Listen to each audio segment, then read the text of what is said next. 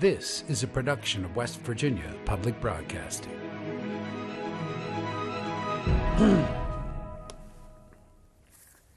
Support for the Legislature today is provided by West Virginia University, building futures close to home at campuses in Morgantown, Kaiser, and Beckley. Information at wvu.edu. Segra, providing fiber-based communication solutions. Segra, freedom to grow. More information at segra.com.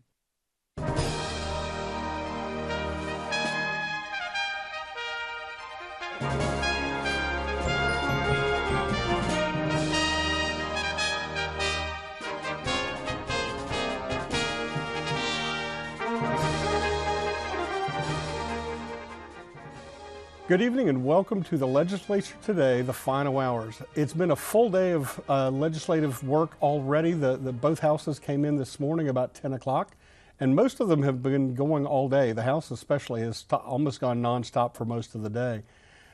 We will be with you here until midnight tonight, from 8 o'clock till midnight. We'll be broadcasting both chambers of the Legislature.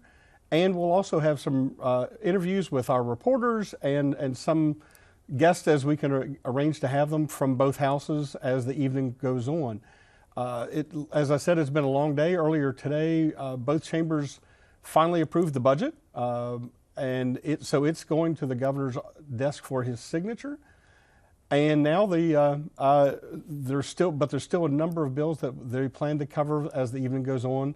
And I think right now we'll move to the Senate and see what's going on in that chamber.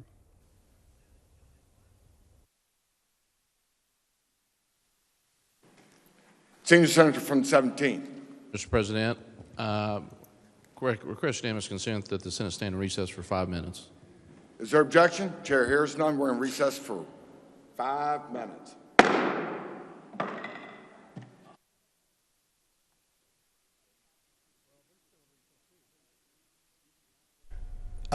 Just as we went, obviously the Senate has gone to recess. We're going to check over with the House to see if they're back. I think they're just about to come in. I see Speaker Roger Hanshaw at the podium. So my guess is they should be back and in session very shortly.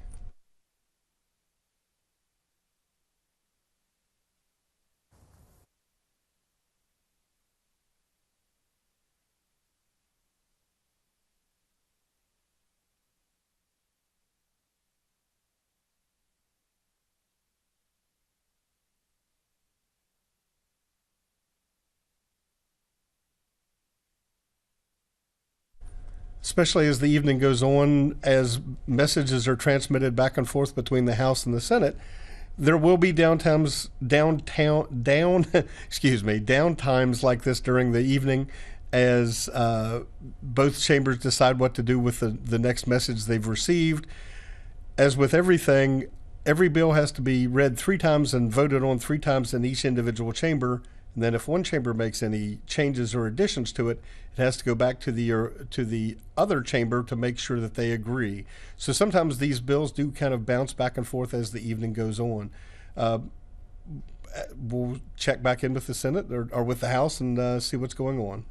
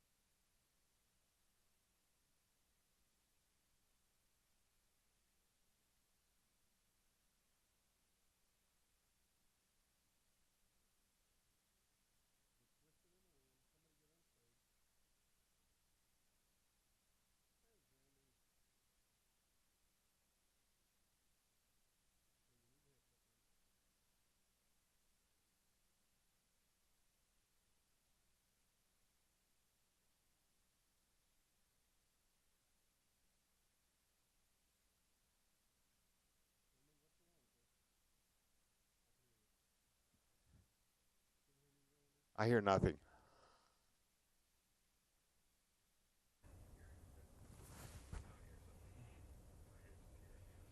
Can you hear me? You got me, Randy? Yeah, I do. No, I turned it down a little. That's my volume. Okay. Count to 5 for me, Eric. 5, 4, 3, 2, 1. All right, thank you. That's my oppositional defiant disorder. I have to do the opposite of what you asked. All right. Are you ready, Chris?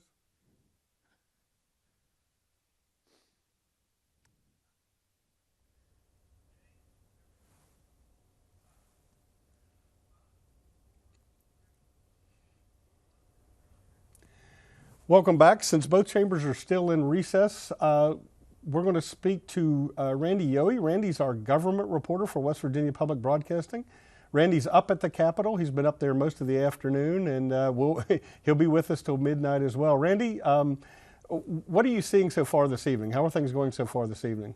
Well, there's in between sessions, I've seen some senators and some delegates like running to each other to talk about trying to figure some of these bills out, especially 4344, the foster care bill. There's some movement on that where it was put to the foot of the list of third-reading bills, and whether this amendment will go in, whether that amendment will go in.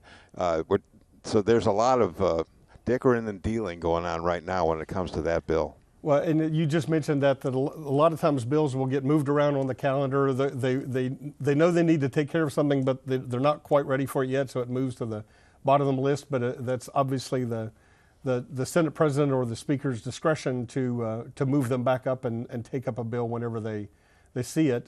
So you're seeing these them shuttling back and forth across the rotunda to talk to each other. Yes. You know, as much of the decision making goes on out of the chamber as does in, it seems, especially with these contentious bills. We just heard Senator Baldwin request Senate Bill 543 be read, and I think that was so he could have some time to talk about another bill. Now that bill, which looks like it passed, is interesting because it sets up this unemployment compensation insurance fraud fund.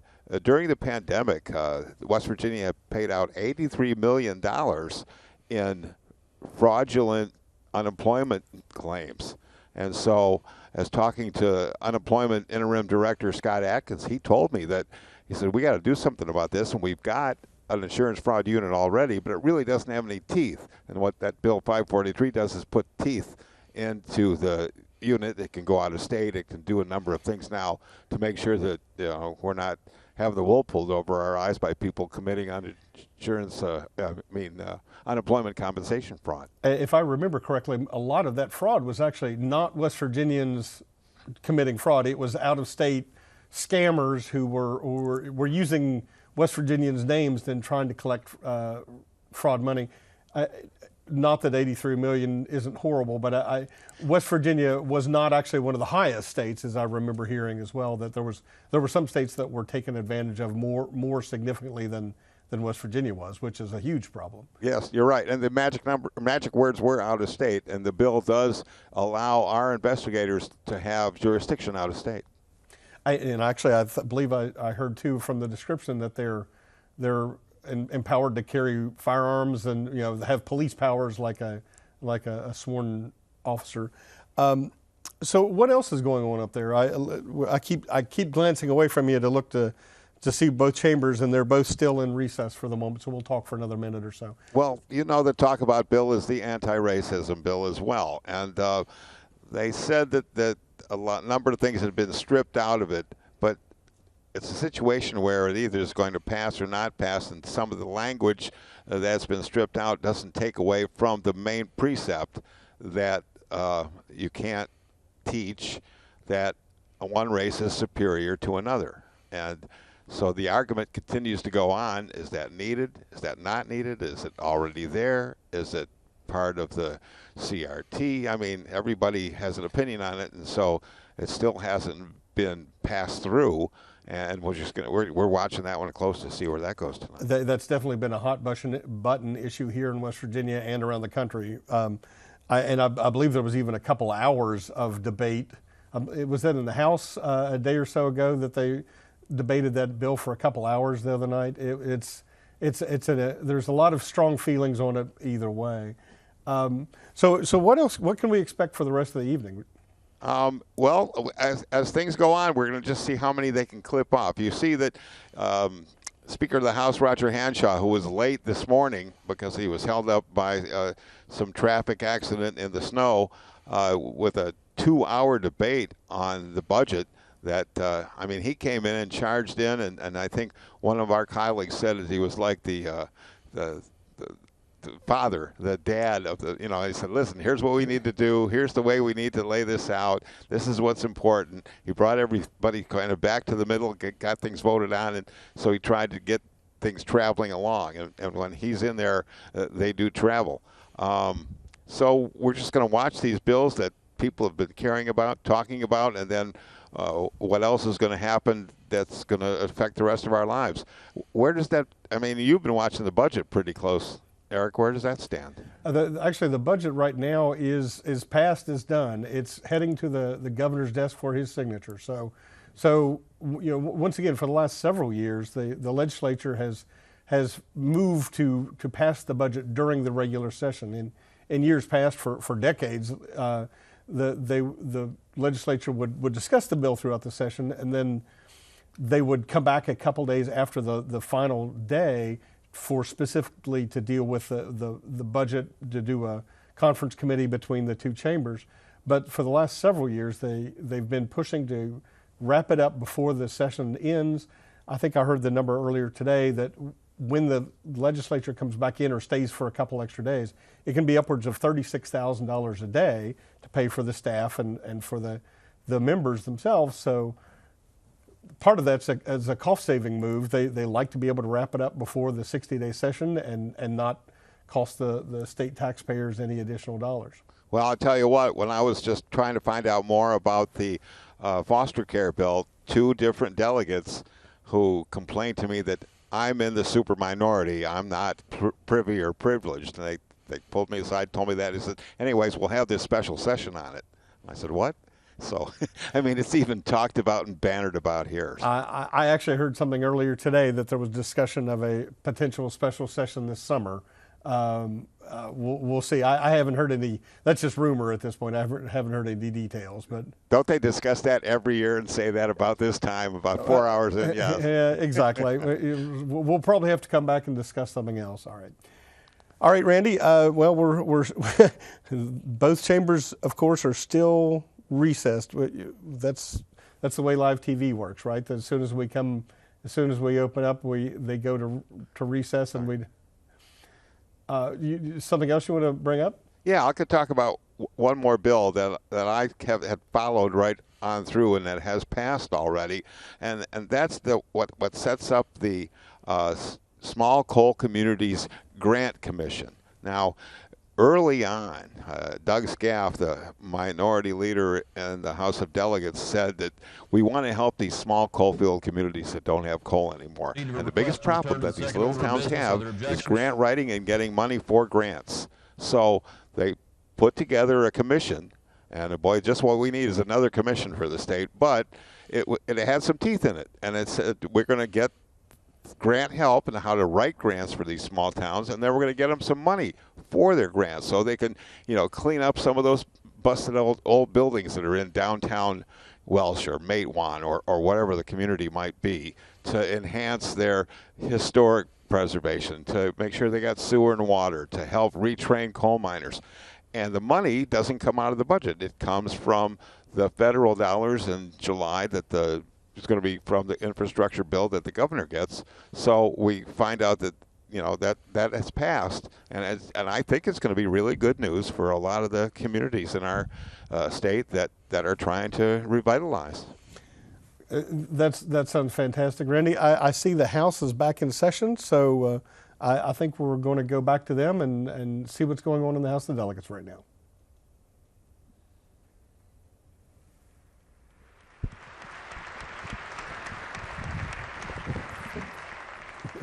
Lady with 32nd, Dr. Kessinger.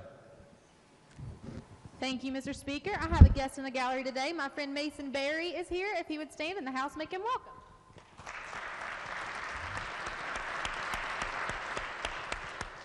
Lady number 49, Dr. Summers. Thank you, Mr. Speaker. In the West Gallery is my husband, Rod Summers, if he would stand and we would make him feel welcome.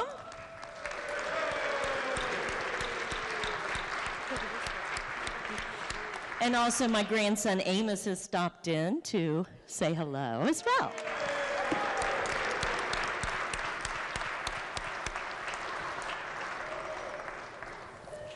The gentleman of 40th, Douglas Jeffries. Thank you, Mr. Speaker. Tonight with us we have a veteran page and runner, Braxton School. You all may know his mother. She's working late tonight with us as well. Lori School, please make him feel welcome.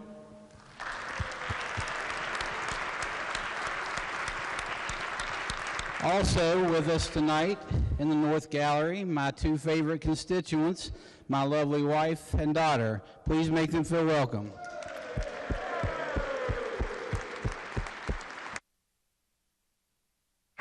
Lady in the 13th, Douglas Kraus. Thank you, Mr. Speaker. So the other day you all got to see my mean mama bear moment. Well, now you get to see my proud mama bear moment. Up in the South Gallery is one of my kids, Patrick. Stand up. This is Patrick. He is my middle child, so if you get a chance to talk to him, please remember that. And I don't know where he gets his personality from.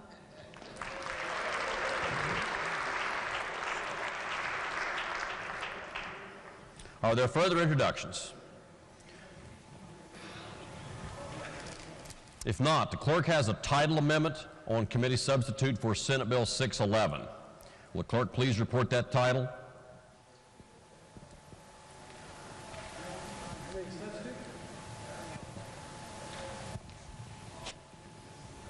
Committee substitute for Senate Bill 611, removing cap on bidder's contract bond. Delegate Steele moves to amend the title. The question is on the adoption of the title amendment on committee substitute for Senate Bill 611. Those in favor of adoption of the title amendment will please say aye. Those opposed will please say no. The ayes have it. The chair declares the title amendment adopted. The clerk will please communicate the action of the House to the Senate on committee substitute for Senate Bill 611. This time the clerk is in receipt of Senate messages. Chair will ask the clerk to please report the first Senate message. The clerk of the Senate announces that the Senate has passed with amendment and title amendment committee substitute for House Bill 4008 relating to Higher Education Policy Commission funding formula. That message will be received. Lady from the 32nd, Dr. Kessinger. Thank you, Mr. Speaker. The Senate amendment adds language providing that a college or university shall be exempt from the requirement that the Commission approve the establishment of new four-year programs for programs incentivized within the funding formula if the state appropriation to that school is less than 40% of their operating expenses for 3 consecutive years. Therefore, Mr. Speaker, I move we concur with the Senate amendment and title amendment. The lady in the 32nd moves that the House concur in the Senate amendment and title amendment on committee substitute for House Bill 4008. Is there debate on the motion? If yes, gentleman 36, Douglas Rowe is recognized. Point of order, Mr. Speaker. Is this germane? I think the bill was about the funding formula, and now we're considering what programs can be subject to approval by HEPC. Are these two different? The chair did review the amendment. The explanation given by the lady in the 32nd was a fine overview of the bill. The chair will note for the benefit of all members who may not have yet reviewed the amendment actually is a funding formula amendment. So the amendment allocates additional funding to the institutions based upon their offering of programs from a delineated list contained in the funding formula itself. So the chair does rule that the amendment is germane, but the gentleman's question is a good one because you would need to probably read the amendment to ascertain that. Thank you, sir. Thank you. With that explanation, is there debate on the bill or the amendment? Gentleman number 30th, Douglas Bates. Thank you, Mr. Speaker. With the gentlelady, thank you very much. I just want to confirm, there was at some point when I looked at this, there was kind of a flaw or a hold harmless provision that said that, you know, as we make this adjustment to this funding formula, we're going to make sure these schools was going to sort of create a base to it. Was that maintained? Yes, the only thing that was added, the only thing that was changed was this program exemption from HEPC for universities with less than 40% of their operating expenses for 3 So consecutive other than that change, the bill that we're looking at is exactly the same. Exactly the same. The only addition is the amendment for program exemption. Thank you very much. Thank you, Mr. Speaker. The question again is on the motion by the lady from the 32nd that the House concur in the Senate amendment entitled amendment. Gentleman from the 67th, Doyle. Thank you, Mr. Speaker. Will the lady continue to yield? Always. Yeah. Tell me if I'm right here. It sounds like to me that what they're saying is that if your operating expenses fall below what the state has given you for funding for a period of 3 years, it sounds like you might need to do something to fix that, and maybe one of those things is adding a program. Is that the essence of this amendment?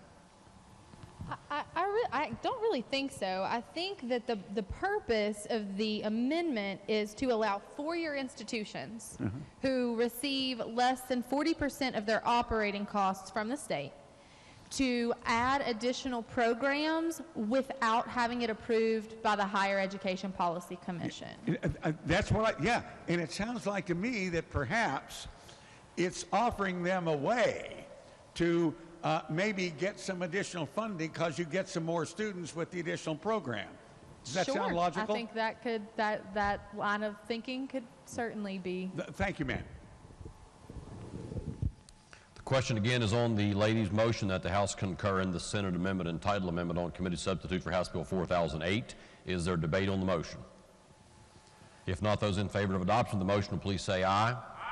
Those opposed will please say no. The ayes have it. The chair declares that motion adopted. The question now is, shall the bill pass? Is there debate on the bill? Is there debate on the bill? If not, those in favor of the passage of the bill as amended will vote aye. Those opposed will vote no. The clerk will prepare the machine.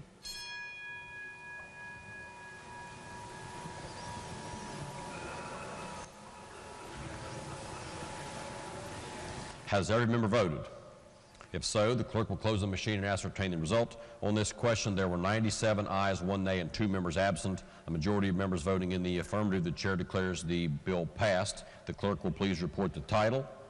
Committee substitute for House Bill 4008 relating to Higher Education Policy Commission funding formula. Are there title amendments? If not, the title as read by the clerk will be and remain the title of the bill. The clerk will please communicate the action of the House to the Senate. Next Senate message. The Clerk of the Senate announces that the Senate has reconsidered and amended and repassed Committee Substitute for House Bill 4020 relating to reorganizing the Department of Health and Human Resources. That message will be received. Lady from the 32nd.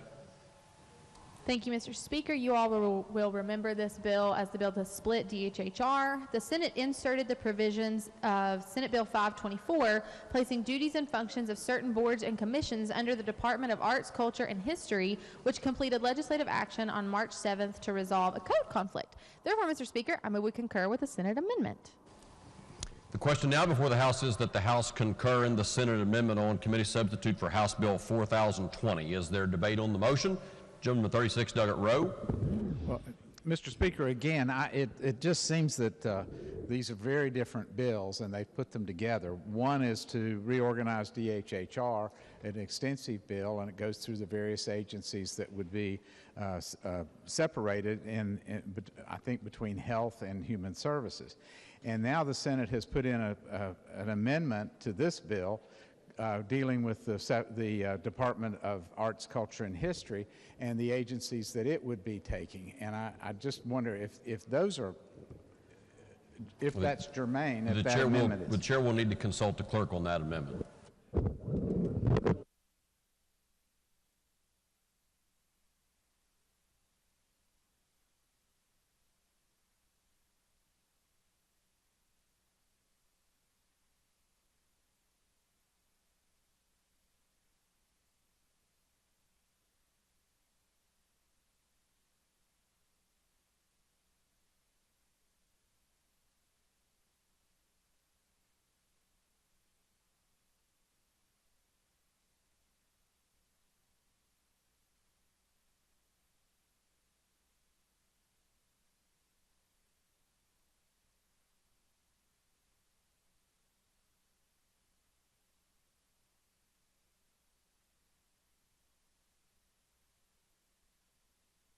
House will be in order.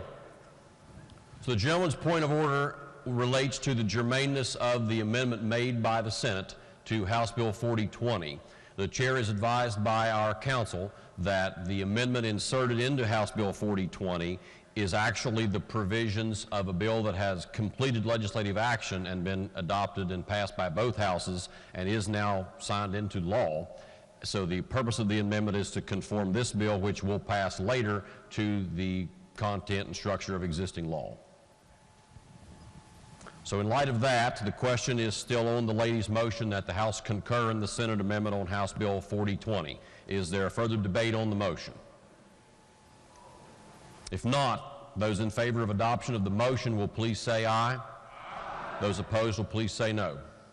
Okay, the ayes have it. The chair declares that motion adopted. The question now before the House is, shall the bill pass? Is there debate on the bill as amended? If not, those in favor of passage of the bill will vote aye. Those opposed will vote no. The clerk will prepare the machine.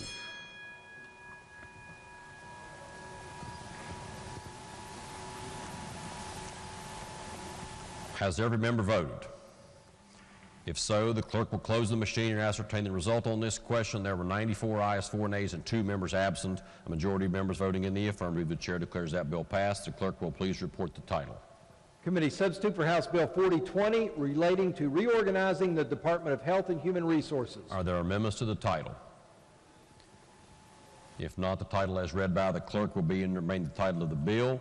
The clerk will please communicate the action of the House to the Senate. Ladies and gentlemen, the chair is advised that we do need to return to further consideration of committee substitute for House Bill 4008 for the purposes of a title amendment. We no longer need to do that. Never mind. The clerk will report the next Senate message.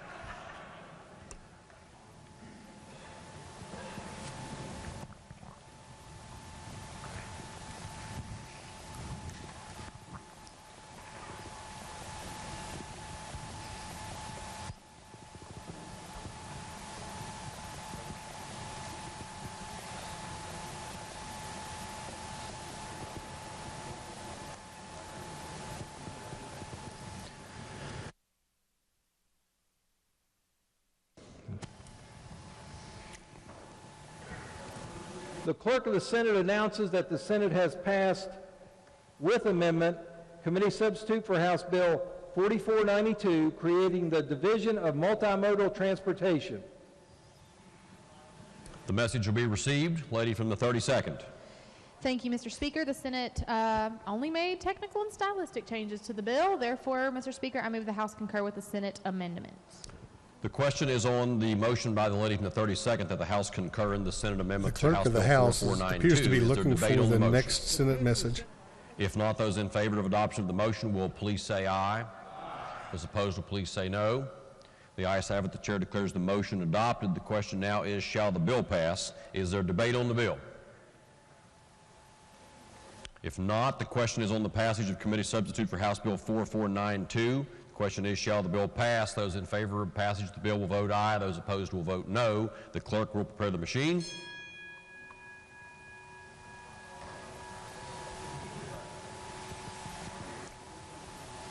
Has every member voted?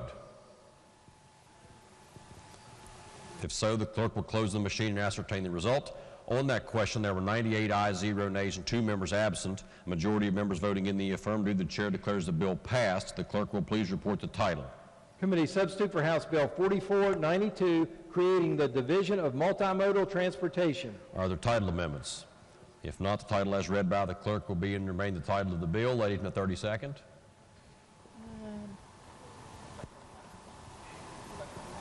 Thank you, Mr. Speaker. I move the bill be made effective from passage.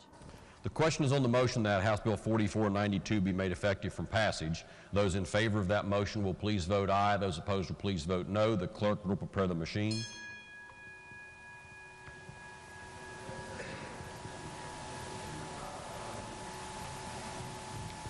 Has every member voted? If so, the clerk will close the machine and ascertain the result. On that question, there were 97 ayes, 1 nay, and 2 members absent, 2/3 of members voting in the affirmative. The chair declares that bill effective from passage. The clerk will please communicate the action of the House to the Senate. Next Senate message. The clerk of the Senate announces that the Senate has passed, with amendment and title amendment, committee substitute for House Bill 4025, providing exemption to severance tax for severing rare earth elements and other critical minerals. The message will be received. Lady from the 32nd. Thank you, Mr. Speaker. The purpose of this bill is to encourage economic development regarding rare earth elements and critical minerals by providing temporary severance tax relief. The Senate amendment and title amendment allows counties to collect an amusement tax on public amusement or entertainment events. The Senate amendment and title amendment are not germane, and the gentleman from the 36th will be happy to know that I'm moving to refuse to concur with the Senate amendment and title amendment and ask the Senate to recede. The question is on the lady's motion that the House refuse to concur in the Senate amendments and ask the Senate to recede from its position on committee substitute for House Bill 4025. Is there a debate on the motion? The gentleman from 47, Douglas Phillips, is recognized. Thank you, Mr. Speaker. I'd like to speak against the lady's motion. I've represented Tucker County for 4 years in this House, which I no longer will going forward, but I've watched them for 4 years desperately try to get some relief here in providing emergency services in Tucker County, where 6,700 people are trying to fund those services for hundreds of thousands of visitors every year. And we've spent millions and millions of dollars in advertising tourism and building Corridor H to bring those tourists into that area. And this amendment would allow them to collect some revenue to provide emergency services, not only for the people of that county, but for all these tourists that we have attracted to the area. And I'm afraid if we don't do something very soon, we're going to have a tragedy in that area, because it's a huge geographical area with a very small population base, and much of the county is owned by the state and federal government. And this would provide them a means to provide these services for not only the residents, but, as I said, all these visitors that we have coming in. And I'm really afraid that if we don't do something to help them now, we are going to have a tragedy on our hands eventually. And additionally, this amusement fee would be people from Maryland and Washington, D.C., and Virginia and Pennsylvania putting revenue into this county to provide these services, not on the backs of the 6,700 residents of the county. So I would appreciate a no vote. Thank you. The gentleman from the 36, Douglas Rowe, is recognized. Would the gentleman yield for a question? Certainly. How does the entertainment tax work? What's the tax on? It's a 2% tax on amusements that we allow for municipalities now. This would expand it so the county commission could levy this tax on the unincorporated area in Canaan Valley. So on a $50 lift ticket, there would be a $1 tax that would help the situation up there, which is getting desperate. Does it add to a sales tax? No, it's an amusement tax. So there's no tax on the lift ticket. This would be the only tax on it? Well, I'm sure there are sales taxes that are applied to it, but as I said, when I go to the movies in Elkins, I'm paying an amusement tax every time I go because the municipality is levying that. Thank you. Thank you. The gentleman from the 53rd, Douglas Jennings, is recognized. Yes, would the gentlelady yield? Explain to me why this is not germane. It's not germane because the scope of the bill is specifically on the tax regarding rare earth elements, and this is a tax on, this is the amusement tax. It's two totally separate taxes. So and it's in two separate chapters, it's in two separate parts of code as well. I know, but I was hoping you could blend them somehow. We need this so bad up there. We was hoping you'd put your thinking cap Well, on. and there's that single object rule too. Thank you. The gentleman from the 15th, Douglas Foster, is recognized. Thank you, Mr. Speaker. I just wanted to point out that this is literally I want to support the gentlelady's amendment because this is something that's a local county issue that can be dealt with just a local county levy.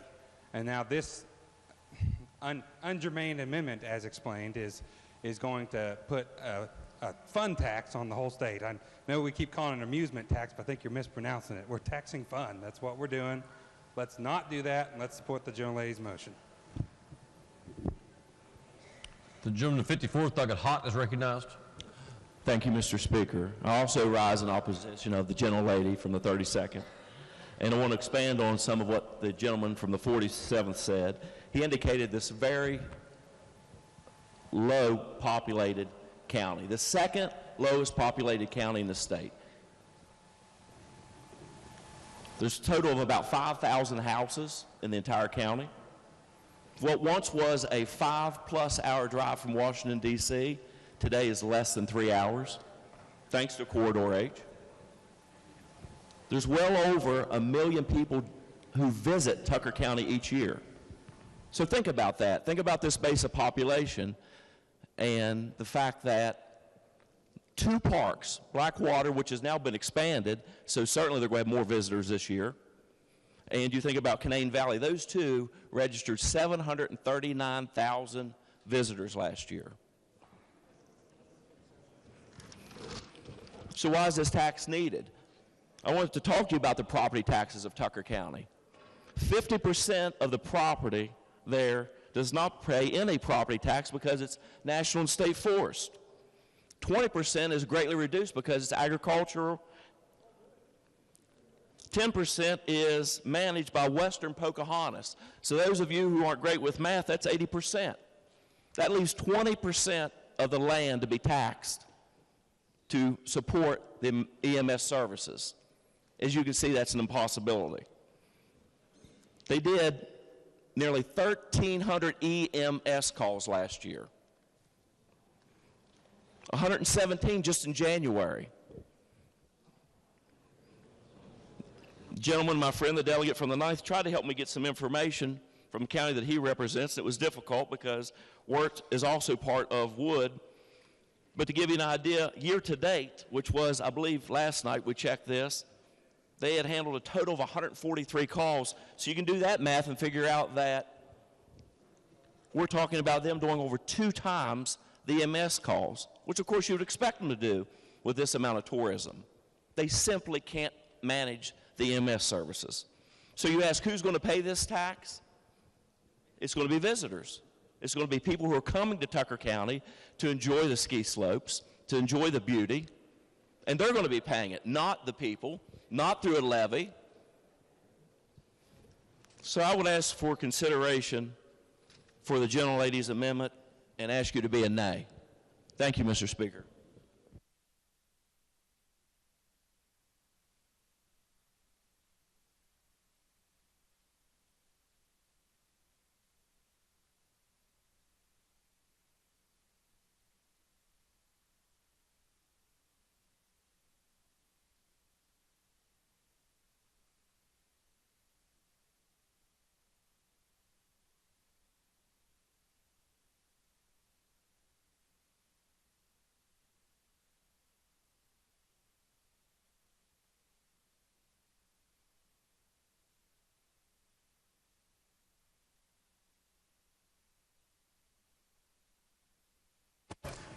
Gentleman 29th, Doug Steele. Thank you, Mr. Speaker. Joining with the gentleman from the 15th. This is an interesting discussion. The property taxes of amendments have to be germane to the bill itself. They can't be on something completely unrelated. So that's the struggle that the House is facing right now, deciding they've already ruled it to be ungermane, but the entire body has to vote on it. But we've heard 3 speakers now advocate for allowing this amendment to be attached to the main bill. The gentlelady from the 32nd just got a national park in her district. I mean, that's going to be something that grows a lot of stuff, you know. It's going to be a lot of people coming in. So we're going to tax the entire state on how much fun they're having for the benefit of one county that has the ability to run a levy. These folks have the ability to run a levy. You know, Raleigh County talked about the fact that the multiple parks that we have, you know, we need some additional funding and stuff. There's been a considerable amount of local debate about running a levy to support our parks and recreation. Well, why isn't Tucker County doing that? Oh, they have been talking about it. So rather than have the difficult conversation with their own residents that are pumping gas out of the ground as fast as they can, They want us to do the dirty work for them. Tax fund. Tax fund. Did we not have a bill in here to make Blackwater Falls the state waterfall? Was that not what it was? I think we all voted for that. I mean, yep, just go ahead and do it. Make it the state waterfall. But now we want a 2% tax for you to go visit the state waterfall and have fun at it.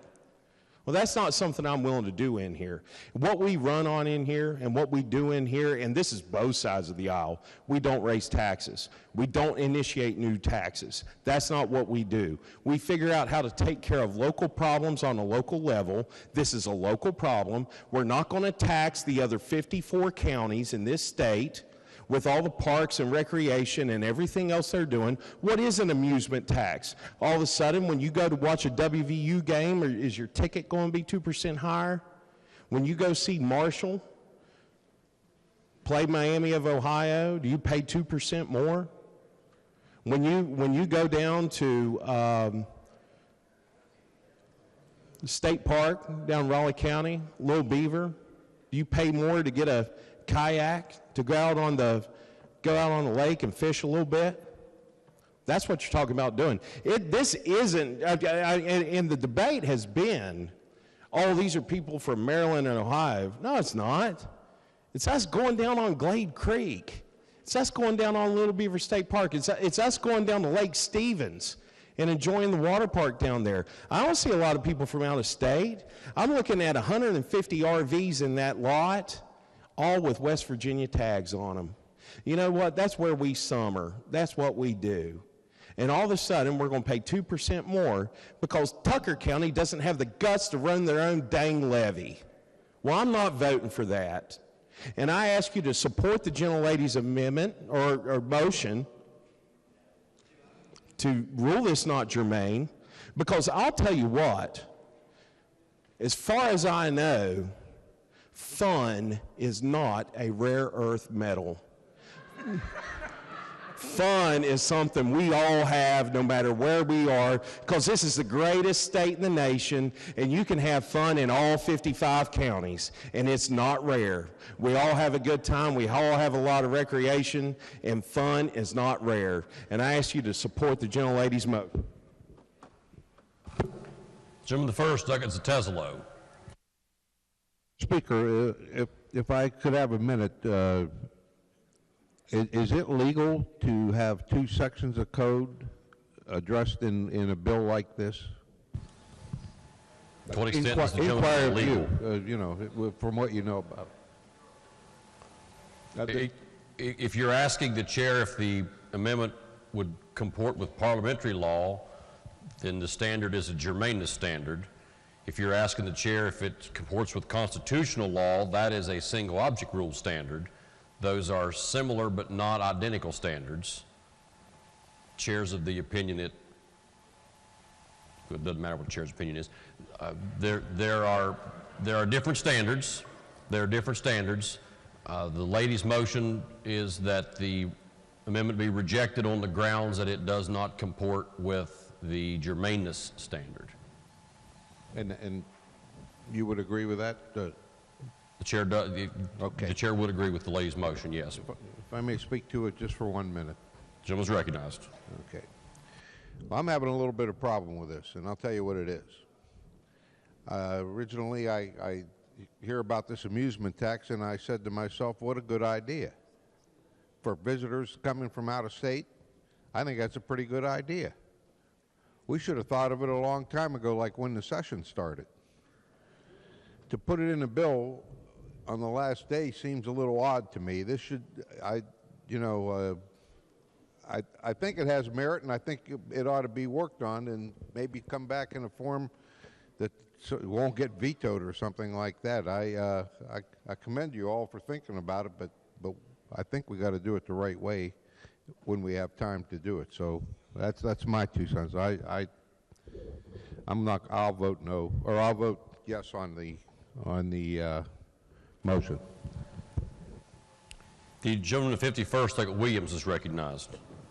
Thank you, Mr. Speaker. I'm going to be brief, and I'm going to speak in support of my friend from the 47th on the basis of a couple principles which I've tried to advocate for in this body, one being local control and the other being respect for my colleagues when they have unique issues in their area that they say are important. I want to be respectful of that. And I had a chance to speak to one of these Tucker County commissioners about how important this issue was to them, and I certainly think it's the right thing to honor your colleagues' opinion on those matters, and I also think it helps you and it boomerangs around, and maybe my friend will be with me on something when Montague County needs it. So I stand with my friend. Thank you. Gentleman the 8th, Douglas Anderson, is recognized. Thank you, Mr. Speaker. I support, I rise in favor of the motion made by the lady from Fayette on this issue. I would like to make a remark or two. This bill is very important for the development of potential new industries creating jobs in this state. The Senate's interjection of the amusement tax into the bill, I think will cause the bill ultimately to fail and not clean up the waters of this state and not provide additional jobs. The amusement tax is an appropriate tax maybe to be looked at in a separate bill. I would also say, in terms of local control, the Wood County Commission a number of years ago imposed a fire fee in Wood County. The world did not end. I write a check for my fire fee every year to support our volunteer fire departments. I would suggest that in some of these areas, it's 20, 30 bucks a year on my house. I don't have a lavish house, but I pay it. It's a means of supporting the volunteer fire departments, which helps them provide services to residents of my county. But I do not think the introduction of this amusement tax into this bill will do anything but hurt the opportunity to create a new industry in this state and to clean up the waters of this state. So I rise in support of the motion of the lady from the 32nd. Thank you. Lady from the 35th, Douglas Young, is recognized. Thank you, Mr. Speaker. I would just ask that my good friend from the 29th comments be printed in the appendix of the journal. Okay, are there objections? There are no objections. That'll be so ordered. Gentleman the 25th, Douglas Painter. Thank you, Mr. Speaker. Would the gentleman from the 47th yield? Certainly for my friend. Would this amusement tax be statewide or would it be a local thing? Well, if my friend from Governor had read the amendment, he would know that it says allowing counties. So if they're having tons of fun down there, they can continue doing that tax-free if they so choose. Thank you, sir. Thank you. Can I speak to the bill? Yes, sir. Is recognized. I can sympathize with him on having a large portion of your county locked up and not being able to get property taxes from it, because Wyoming County is 93% owned by government or state land or timber company land, which is all under the managed timberland, which pays little or no tax. And I understand the strain this can put on a large, sparsely populated county can put on EMS services. So I think I'm going to support the gentleman here, although I almost never vote for anything resembling taxes, but I think I will this time, and I just wanted to say, and furthermore, Carthage must be destroyed. The gentleman from the 6th, Douglas Kelly. Would the gentleman from the 47th yield for a question, please? Certainly. You may have touched on this, but what would be the projected... the House will be in order. The gentleman from the 6th has the floor. Thank you, Mr. Speaker. What would you project you would get from this if this tax were to go? I'm sorry, I don't have that number in front of me. Okay, but you estimate how many 700,000 people come to your county from outside or come to that area? Yeah, they're... And what would the tax be? Do you know? The limit is up to 2% on amusements. Okay, well, thank you. It'd be considerable. Would you agree? It could possibly be, depending on where they set the rate at. Okay, thank you. Thank you. Thank you. Early on in this session, people from the oil and gas area had a situation that arose, and I stood on this floor, and I warned you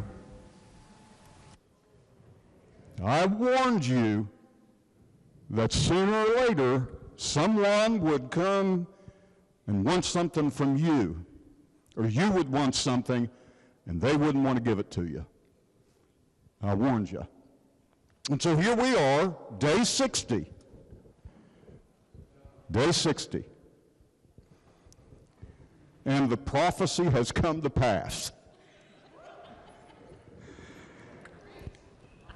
Yeah, I'm going to take up an offering here in a minute. 2%, yes.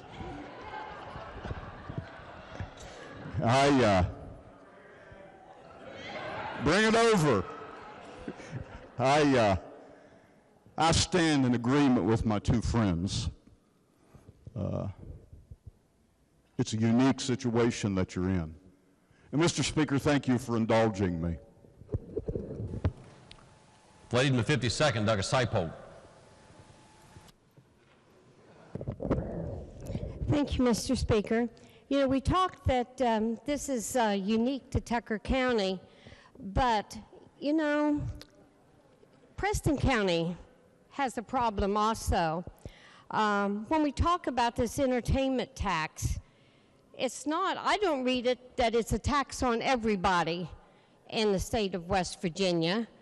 So, you know, where you're having fun and you have the money to pay for it, go ahead and have the fun. You know, we're not wanting a tax, I don't believe the way I read it, that it's on everyone. It's 2% on entertainment, on the purchase of like a ticket.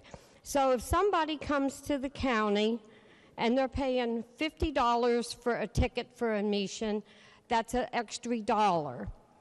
In Preston County, once or twice a year, we have an individual that had a farm, and he opened it up, and it kind of got nicknamed the Hippie Fest. And all of a sudden in Preston County, we ended up on a weekend having some maybe 10, 15, 20,000. That weekend, it took all of our law enforcement officers, our EMS, our fire departments for, you know, to handle the roads and running multiple runs with back and forth to the emergency room. Let me tell you, there was a lot of transports on weekends like that. And when those kind of festivals comes into the county for a couple times during the summer, it kind of really drains our EMS programs. You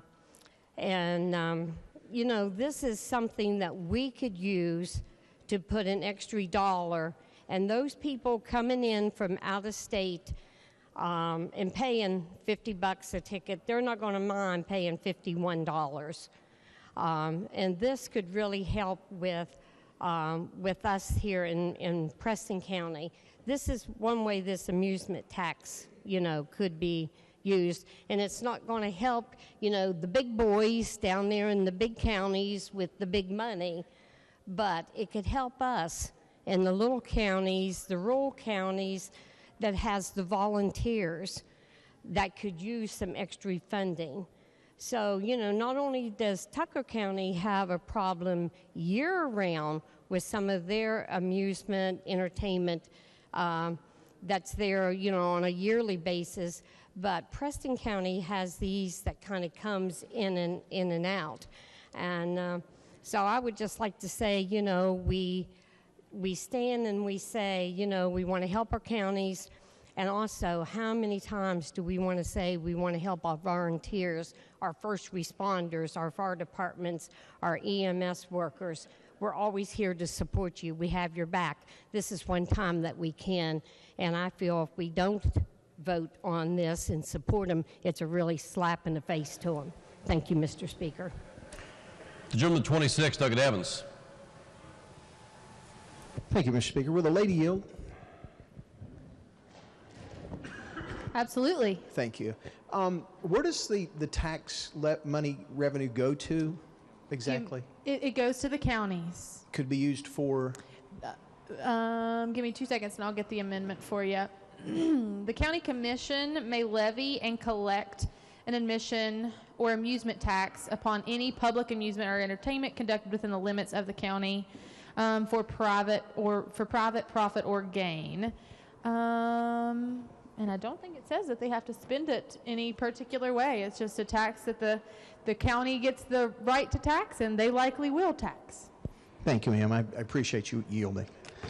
Well, you know what?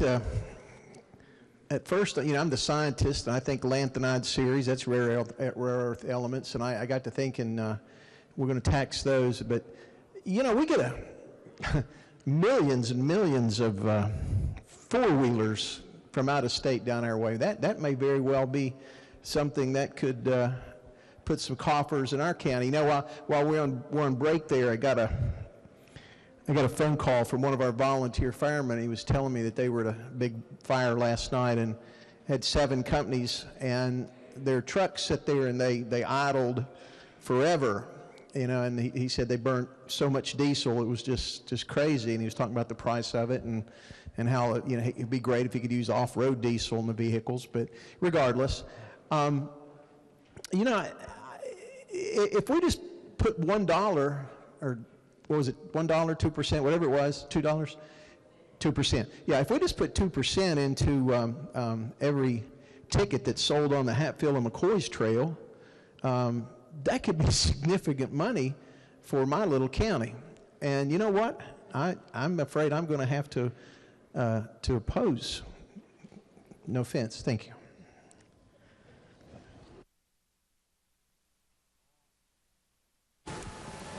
The gentleman of 51st, Douglas Hanson, is recognized. Thank you, Mr. Speaker. Would the lady from the 32nd yield? Yes. I did not realize this was going to be such an exciting bill. Neither did I.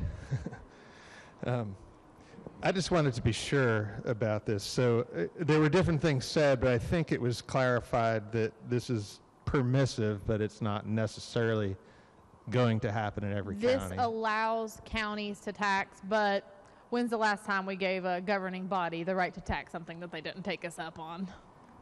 Okay. And then there were some examples given. It looks to me like it's for public amusement or entertainment for private profit or gain. Mm-hmm. So could you explain what that means? For example, does that mean a lift ticket at a state park? Potentially. So it's not just a private company charging it. Well, could be the actually, state. I don't know if it's completed action yet, but I think this body did pass a bill allowing for leasing of property in state parks. So technically, I guess it could have that impact if that bill if it finishes legislative action and gets signed by the governor. Okay, and it talks about public amusement or entertainment. So how broad is that? Does that include movie theaters? It could include movie theaters. It could include entertainment at the state park. And actually, I'd also just like to point out to the body that statistically, the majority of tourism dollars spent in the state are spent by West Virginians. So this would be imposed on West Virginians if they West Virginians would have to participate pay this tax as well, yes. Okay, thank you for those clarifications. Gentleman to 43rd, Douglas Thompson. Thank you, Mr. Speaker. Would my friend yield again? Yes. Thank you. Okay, so I'm just trying to wrap my head around this because these were kind of two separate bills, and now it's... Two totally separate bills, which is why I am asking you to refuse to concur because it violates the single object rule. Right, so like one bill is rare earth minerals severance tax. So we would be like lowering the taxes on that one. Yes. But then the other one, the amusement tax, it's a tax increase. We're creating one. It is a tax increase. Okay, and so I just wanted to clarify, we said that this is not explicit to out-of-state tourists from D.C. or Pittsburgh or wherever. This would also be applied to West Virginia residents. Like I live in Elkins and I go over to even if I lived in Elkins and I go to like the Gandy Dancer or ride the tourist train. And your county has implemented a 2% tax? Yes. So that would apply like to all of those. And like as my friend said, would that even apply to like just ticket purchases? Would it apply to like rentals of ski equipment and all of, yeah, potentially. it's up to them to where they put the tax or what would be applicable? It's entertainment, amusement tax, all forms of entertainment. What and about amusement. like our little whenever we go to the carnivals and we have those festivals and stuff and like the kids pay a That ticket? would absolutely be. So maybe, you know, I hear all from my constituents all the time that I can't send my kid to the carnival at the Forest Festival. Those tickets are up to $20 now. I mean, that's for like 4 or 5 hours. That's expensive. When you have 3 or 4 or 5 kids? I'm one of 6. Okay, yeah, okay. That's I just wondered about that. And so, thank you. I'm good, thanks. So folks, I live fairly close to Tucker County. My family lived right on the border, actually. But I also represent Pocahontas County. And now I've talked to people in Tucker, and I've also talked to people in my district in Pocahontas County from Snowshoe. They don't want this. But at the same facet, I understand the added burden that, tourists, do put on to our emergency services. I don't know how I'm going to go on this. I'm still a little, iffy, but I have a concern. I thought that, the big thing down here was to cut taxes. I thought that's what a lot of us ran on, so I'm a little concerned about that. I'm a Democrat, yeah, it's okay for me, but all right, that's all I just wanted to say. I still don't understand where I'm going to go because I do see the need to protect our emergency services, but I also don't want to add on more taxes to our amusements.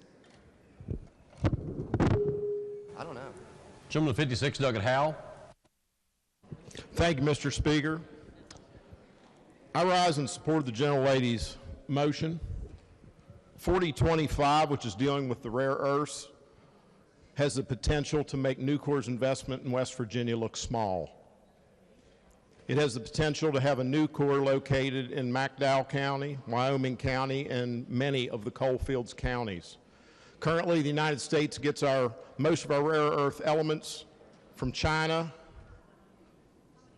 and China could cut those off, and it would be detrimental to our national security. We can't take the risk on this bill being challenged in court. Now, I do understand that the gentleman from the 47th has a very valid point. The gentleman from the 28th pointed out that they could hold a levy, but I do suggest over the interim we look what the state of Maryland did. They have counties like Garrett County, Maryland, where the majority of the land is held in public hands, and they have went in and done special things, I will say, but we need to look and see what that is, and that may be the answer. But we cannot afford to take the risk on 4025 becoming dismissed in the courts. It's too valuable to the state of West Virginia. Thank you.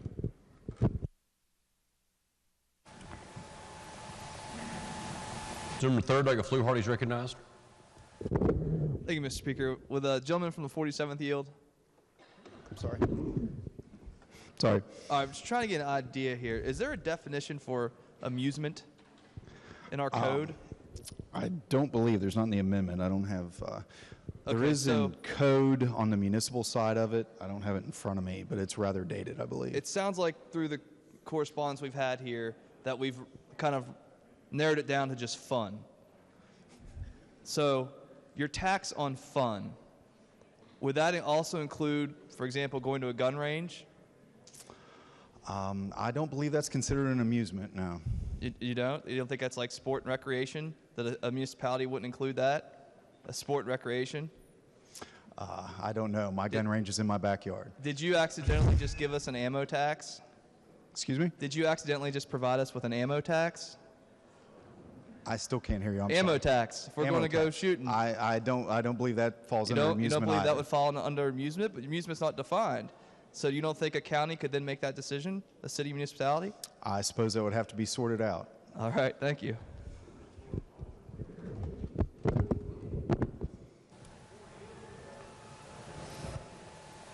The gentleman from the 10th, Douglas Kelly. Thank you, Mr. Speaker. I stand today in support of the gentle lady from the 32nd Amendment.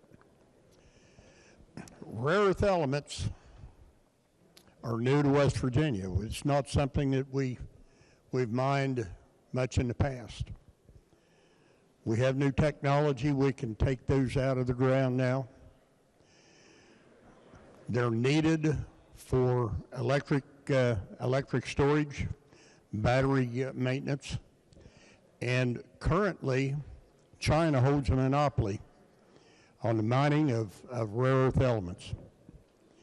Now, this bill was put together to encourage businesses in the state of West Virginia to start mining those elements and create a new industry in the state in this state.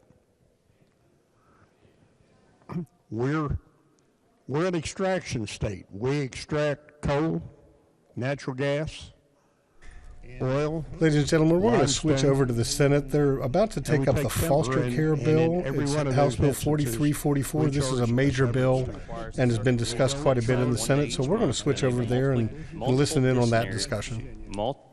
Multidisciplinary, say that slower, teams to meet was kept in the strike and insert amendment, as was the proviso that a managed care coordinator be included in the multidisciplinary team for treatment. The amendment also requires that any report received from a mandatory reporter be considered as accepted and referred for investigation. There are provisions in the strike and insert that retain provisions in the bill related directly to the foster care ombudsman. He or she would now be required to make recommendations in accordance with the Foster Child Bill of Rights and the Foster and Kinship Parent Bill of Rights. The ombudsman is authorized to have access to kinship family and is exempt from testifying about official duties. The bill also makes investigation of complaint confidential except where imminent risk of harm is reported to foster care ombudsman. The bill, as it came from the House of Delegates, and the amendment from the Committee on Health and Human Resources included a salary increase for direct service employees as defined by the Commissioner working within the Bureau of Social Services. In the Governor's adjustment letter, dated March 10, 2022, he indicated that it was his intention that vacant positions could be collapsed or eliminated, and the funding for those positions could be utilized throughout a department for salary increases to avoid additional base building budget growth. As a result, the Finance Committee removed this provision, as these salary increases could be managed in that manner. Mr. President, I urge adoption of the amendment. Is there further discussion? If not, question for the Senate is adoption of the amendment offered by the Committee on Finance. All those in favor will say aye. Those opposed, no. The ayes appear to have it. The ayes do have it. I declare the amendment adopted. Are there further amendments to the bill? No, sir. Question now is on passage of the bill. Senior Senator from the 4th. Thank you, Mr. President. The purpose of this bill is to update foster care regulation. The provisions of the bill were discussed when I described the strike and insert amendment. I urge passage of the bill. Question of passage of the bill. Is there discussion? Junior Senator from the 8th. Thank you, Mr. President. Will the Senator from the 4th yield? Will the Senator from the 4th yield? Senator yields. Yes, thank you, Senator. I just want to be clear that the central intake is still part of the bill? For the call center piece, yes, sir. Yes, okay. And then also the, as far as the pay raises, as you just described, that'll be done administratively through the department? Yeah, there's 600 unfilled FTEs within the Department of Health and Human Resources. Those are being collapsed to be able to do according to the Secretary, as he testified in front of committee, a 15% pay raise for the CPS workers. And even though those vacancies will be collapsed, that doesn't mean that the agency can't hire more folks? It does not mean they cannot hire more folks. That's correct. At the same wages that the folks who received their wages? That was his testimony in committee. Okay. Now, the only thing, one of the things that this is missing is the data dashboard, correct? The dashboard, that's correct. Okay, thank you. If I could speak to the bill? Please. Thank you, Mr. President. I support and will vote for 4344, although I do think it's important that the data dashboard be included at some point, hopefully in the near future, but if not, in a successive legislative session. For folks who don't know, the data dashboard is a way to collect information that is already shared between the agency and the federal government. It will just make this information public so that we know, where children are placed, how many placements there have been, things that have happened. They're all across the board. This is information that I think is important to determining whether or not the system works. I'm sure everyone's familiar with the saying, you only know what you know. And what you don't know, you don't know. Well, it's imperative that this information is known by the people involved and available to the public so that we can gauge how successful DHHR and the foster care system is. And so, again, I support the bill, but I request and hope that in the near time or in future legislative sessions that leaders recognize how important this issue is in order to have not only a good foster care system, but an efficient system. Thank you, Mr. President. Is there further discussion? Senior Senator from the 4th, wishes to close debate. I do. Again, I also support the bill, and I just want to address the concerns brought up from the senator from the 8th. You know, the dashboard, in testimony in Finance Committee, we had Commissioner Pack also testify in front of committee.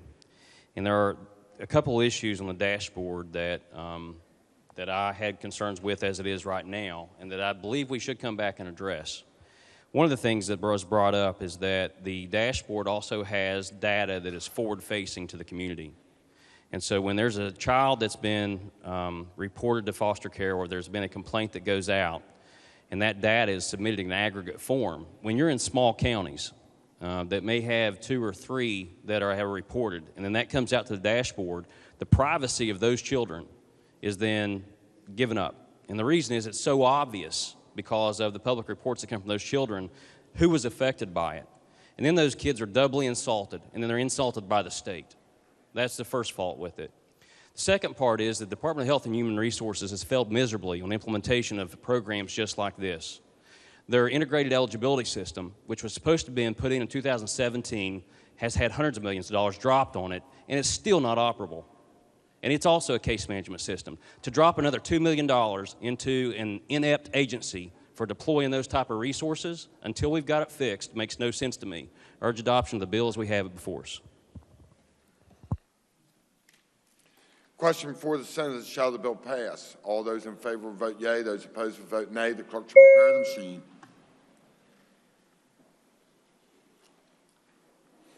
Has every member voted? Has every member voted? If so, the clerk will close the machine and ascertain the results. On this question, 33 yeas, 0 nays, 1 absent, not voting. More than a majority of those present and voting having voted in affirmative, I declare the bill passed. The clerk has the title amendment. Committee on Health and Human Resources move to amend the title. Senator from Marshall. Thank you, Mr. President. I'd like to request unanimous consent to withdraw the Health Committee title amendment. Is there objection? Chair hears none, so ordered. The clerk has another title amendment. Committee on Finance move to amend the title. Senior Senator from the 4th. Mr. President, I request unanimous consent to withdraw the title. Is there objection? Chair hears none, so ordered. The clerk has another title amendment. Senator Tarr move to amend the title of the bill. Question is on adoption of the title amendment. All those in favor say aye. Those opposed, no. The ayes appear to have it. The ayes do have it. I declare the title amendment adopted. The clerk will communicate the actions of the Senate to the House.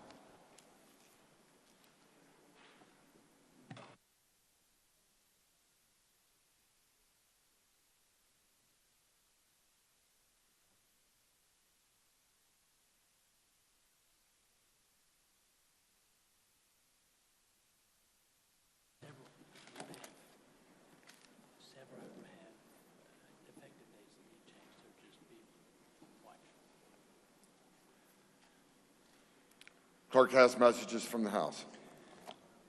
The House amended and passed committee substitute for Senate Bill 533 relating to funding for health sciences and medical schools in state. Message will be received. Senior Senator from the 17th. Thank you, Mr. President. I move the Senate concur in the House amendments to Senate Bill 533. Senior Senator from the 17th moves the Senate concur in the House amendments to Senate Bill 533. Is there discussion? Senior Senator from the 17th. Thank you, Mr. President. The House of Delegates rewrote provisions of the bill for clarity but did not change any of the intent of the bill. I urge adoption. Is there further discussion? If not, the question before the Senate is the Senate concur in the House amendments to Senate Bill 533. All those in favor say aye. Those opposed, no. The ayes appear to have it. The ayes do have it. I declare the motion adopted. Question now is on passage of the bill as amended. All those in favor will vote yea. Those opposed will vote nay. The clerk should prepare the machine.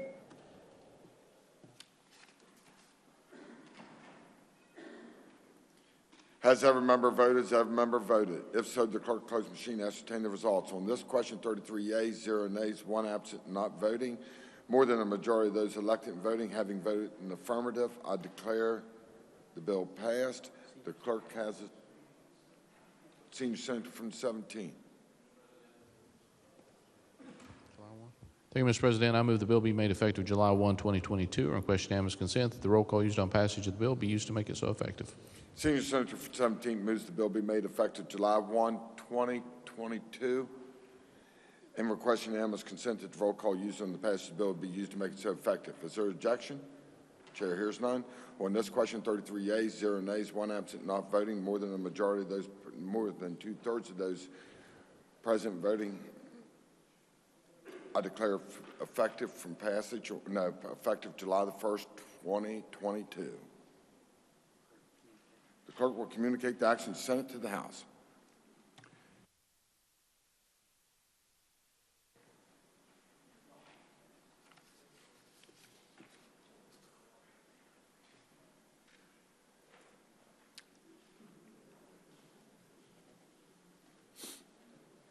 The House amended and passed engrossed committee substitute for Senate Bill 568. Message will be received. Senior Senator from 17. Thank you, Mr. President. I move the Senate concur in the House amendments to Senate Bill 568. Senior Senator from the 17th moves that the Senate concur to the House amendments for Senate Bill 568. Is there discussion? Senior Senator from the 17th. Thank you, Mr. President. The bill requires health insurers, if they consider a loss ratio at the time of a renewal of a policy, to provide the loss ratio and loss ratio calculation to the insureds upon request. The House amendments exempt dental-only and vision-only insurance from the loss ratio disclosure requirement. The main intent of the bill was to require general health insurance loss ratio information, not dental or eye. I urge passage. Is there further discussion? If not, question for the Senate is the Senate concur in the House amendments to Senate Bill 568. All those in favor say aye. Those opposed, no. The ayes appear to have it. The ayes do have it. I declare the motion adopted. Question now is on passage of the bill as amended. All those in favor will vote yea. Those opposed will vote nay. The clerk should prepare the machine. Has every member voted? Has every member voted? If so, the clerk close the machine and ascertain the results. On this question, 33 yeas, 0 nays, 1 absent, not voting. More than a majority of those present, of those elected having voted in the affirmative, I declare the bill passed. The clerk will communicate the action of the Senate to the House. The House amended and passed engrossed committee substitute for Senate Bill 656. Message will be received. Senior Senator from 17. Thank you, Mr. President. I move the Senate concur in the House amendments to Senate Bill 656. Senior Senator from 17 moves that the Senate concur in the House amendments to Senate Bill 656. Is there discussion? Senior Senator from 17. Thank you, Mr. President. This is a great bill. It would allow qualified employers to claim a tax credit for providing child care services. We're going to shift back to the House. They're looking at House Bill 4560, relating generally to motor vehicle dealers, distributors, wholesalers, and manufacturers. Relating generally to motor vehicle dealers, distributors, wholesalers, and manufacturers. Are there further title amendments? If not, the title as amended by the House will be and remain the title of the bill. The clerk will please communicate the action of the House to the Senate. Next Senate message. The clerk of the Senate announces that the Senate has passed with amendment and title amendment committee substitute for House Bill 4629 relating to procedures for certain actions against the state. The message will be received. Late in the 30 seconds. Thank you, Mr. Speaker. The Senate amendment rewrites 5517.3 by removing the substantive provisions relating to pre-suit notices, election of the Attorney General or state agency to engage in pre-suit negotiations, and changes to the applicable statute of limitations triggered by the sending of a notice of intent to sue the state agency. In its place, the Senate amendment creates a new subsection providing that a pre-suit notice that has been served shall expire after 90 days. After that time, a new pre-suit notice is required to be served to make a claim against the state. In order to serve in a subsequent pre-suit notice after lapse of the first notice, the complaining party must pay a notice fee of $250 to the Attorney General and a notice fee to the chief officer of the state agency. The Senate amendment further provides that no further tolling of the applicable statute of limitations shall occur during any second or subsequent notice. The Senate amendment further would enact a new section of code which would prohibit a court from issuing a writ of mandamus, a writ of prohibition, or an injunction against the legislature. The new section would also provide that it is unconstitutional for any person to name the legislature or its presiding officers in any action challenging the constitutionality of a statute. The new section would require a summary dismissal of any such action and would be applied retrospectively to all actions pending at the time of the enactment of the section. The changes to the bill do not harm the original purpose of the House bill as it relates to curtailing unnecessary filings of pre-suit notices to commence an action for a claim against the state while not prohibiting the Attorney General or state agency from engaging in pre-suit negotiations. The proposed amendment does not harm the primary purpose of the bill. The title has been amended to reflect the substantive amendments. Therefore, Mr. Speaker, I move that the House concur with the Senate amendment. The question before the House is the motion by the lady from the 32nd that the House concur in the Senate amendments on House Bill 4629. Is there debate on the motion? If not, those in favor of adoption of the motion will please say aye. Those opposed will please say no. The ayes have it. The chair declares the motion adopted. The question now before the House is shall the bill pass. Is there debate on the bill? If not, those in favor of passage of the bill will vote aye. Those opposed will vote no. The clerk will prepare the machine.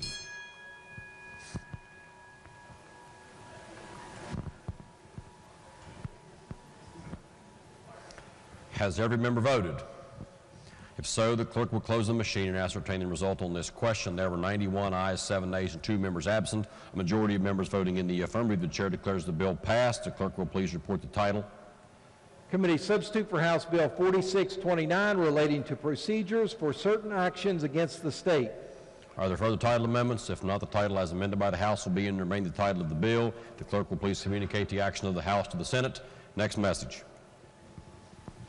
The clerk of the Senate announces that the Senate has passed with amendment and title amendment committee substitute for House Bill 4787 creating the Highly Automated Motor Vehicle Act.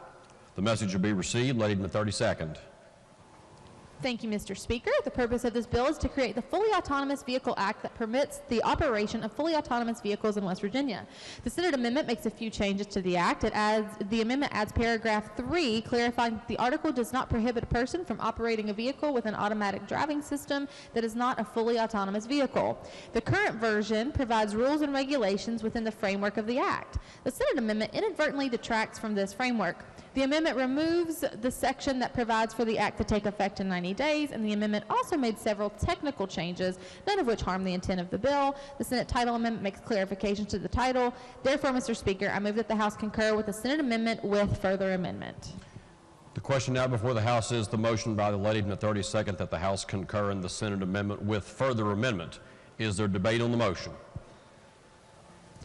If not, those in favor of adoption of the motion will please say aye. Those opposed will please say no. The ayes have it. The chair declares that motion adopted. The question now before the House is shall the bill pass. Is there debate on the bill as amended? If not, those in favor of passage of the bill will please vote aye. Those opposed will please vote no. The clerk will prepare the machine.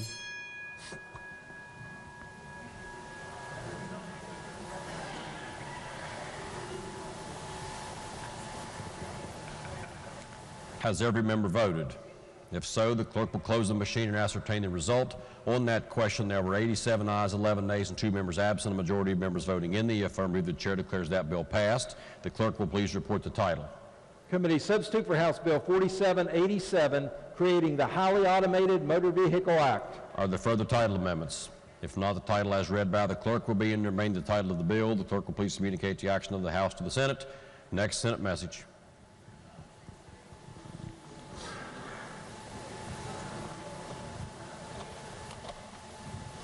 The clerk of the Senate announces that the Senate has passed with amendment and title amendment House Bill I can hear it, but he can't hear 4847 me. relating to missing persons generally. Now we're good. The message will be received. Laid in the 49th. Thank you, Mr. Speaker. The Senate amendment gives the state police the ability to take over an investigation in instances where the available evidence supports a conclusion that the missing person may have left the county from which he or she went missing, or at the request of the lead law enforcement agency.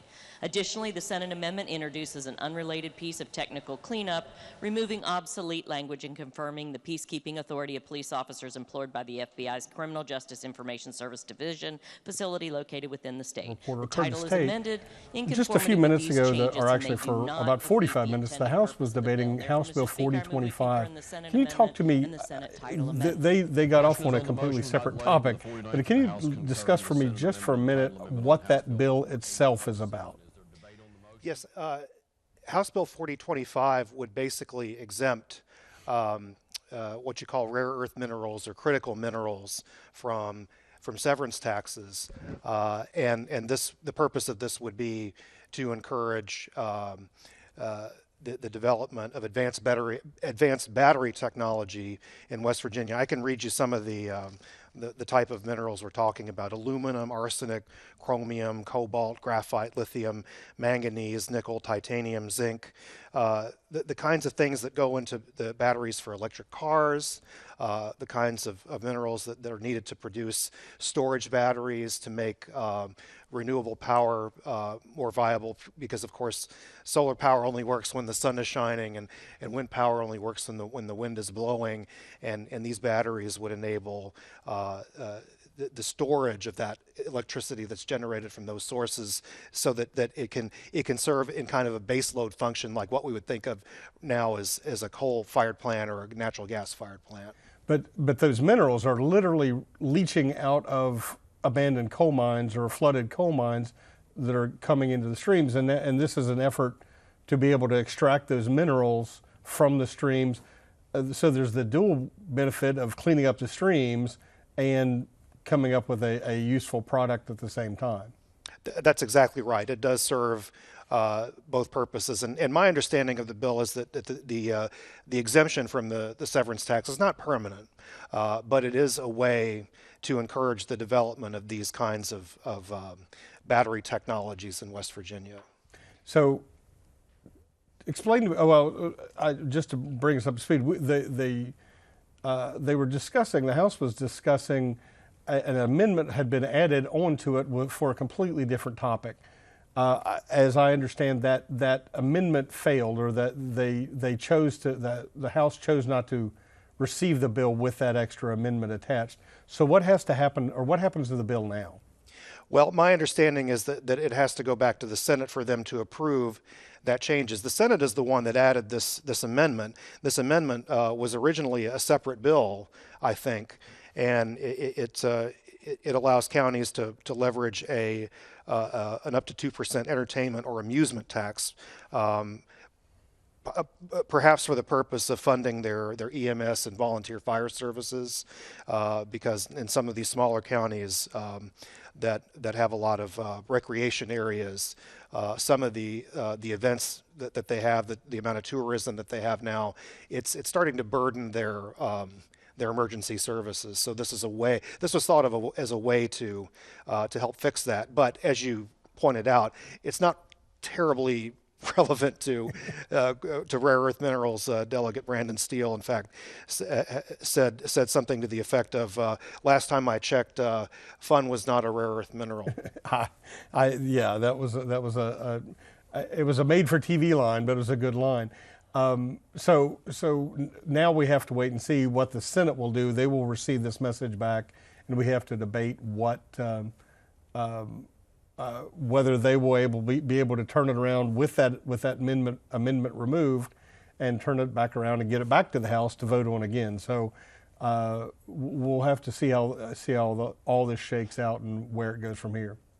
Yeah, that's right. The clock's running out, and they spent quite a bit of time debating, whether this amendment should be part of this bill, and ultimately, they stripped it out, 76 to 21, pretty overwhelming margin, and you had people. It was interesting. You had members on both sides of the aisle, and in both both sides of the you had members in both parties on different sides of this. It definitely was not. It was a bipartisan, a few supporting and a bipartisan against it. It was an interesting take. That's exactly right. Thanks, Curtis. I think we're going to go back to the House of Delegates now. They have another discussion going on. Thank you. Thank you, Mr. Speaker. Gentlemen, yield. I will. Is there some sort of time limit with regard to the prohibition on Russian vodka that sunsets this section, or is this indefinite? It is the way the Senate drafted this, it was a 3-year limitation. And do we know which types of vodka are actually made in Russia? Actually, we do. I was able to ascertain from the ABC the stock of Russian liquors that would be affected, and if you'll bear with me for one moment. I'd like to hear you pronounce them correctly. That'd be great. I took great. Russian class, comrade. Russian Standard Original, 10 cases. Russian Standard Moscow Mule, 11 cases. I believe that's an RTD. Russian Standard VAP, 40 cases. Russian Standard Gold, 1 case per special order. Russian Standard Original, we have none, but it is special order available. Green Mark Vodka, 0, but special order available. Imperia Vodka, 1 case on special order. There's also Beluga Vodka Noble, 1 case on special order. And then we have Moskavaskia, 0 on special order. Moskavaskia 1,750 milliliter, 0 on special order.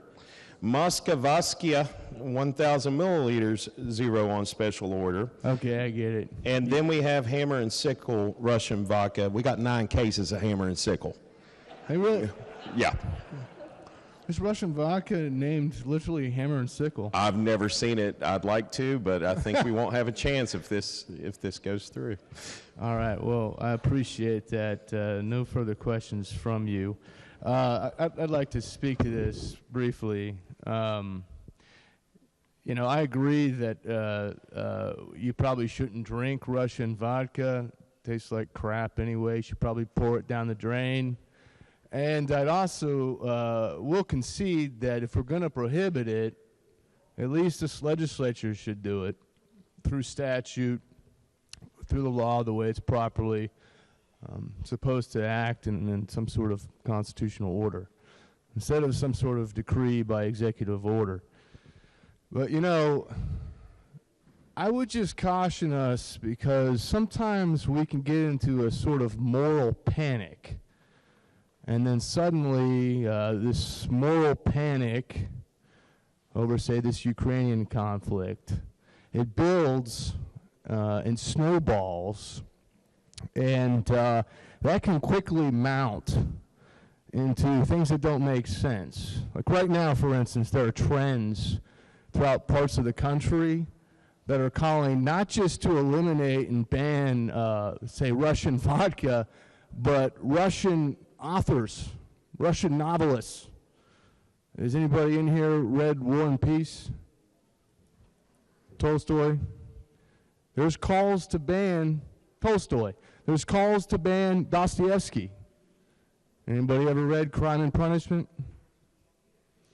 Brothers Karamazov, that's probably the greatest novel ever written, by the way, if you haven't. I mean, so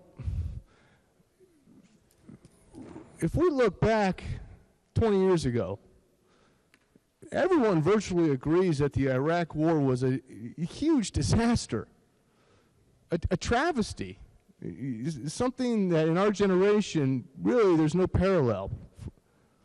There's no contrast or parallel to. But at the time, 20 years ago, you could see the same sort of moral panic that took place quickly. It was asserted what? We had to invade, Iraq had WMDs.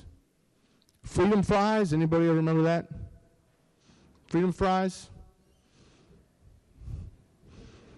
You know the guy that came up with that term?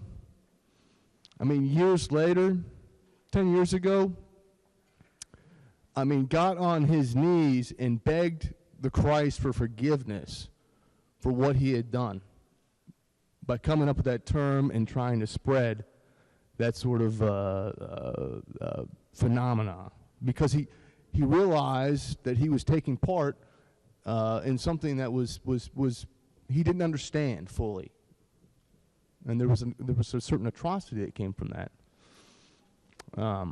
So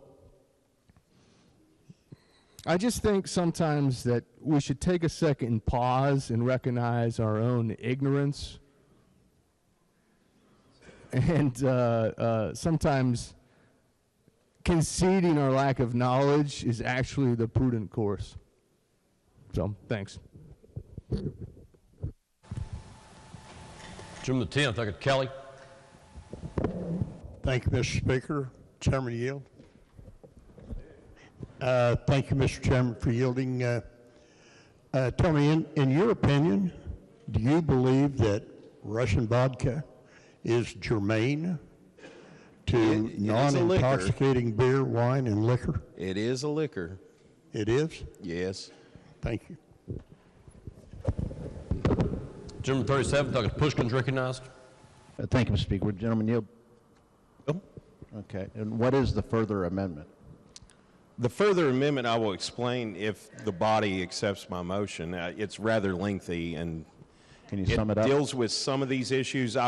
To give you a forecast, there are several things that were changed by the Senate that we are altering back to the House position, with the exception of the Red Dawn Caucus amendment and the distance from a church. Okay, so the part of the further amendment is to remove a mandate on creating a boycott, correct?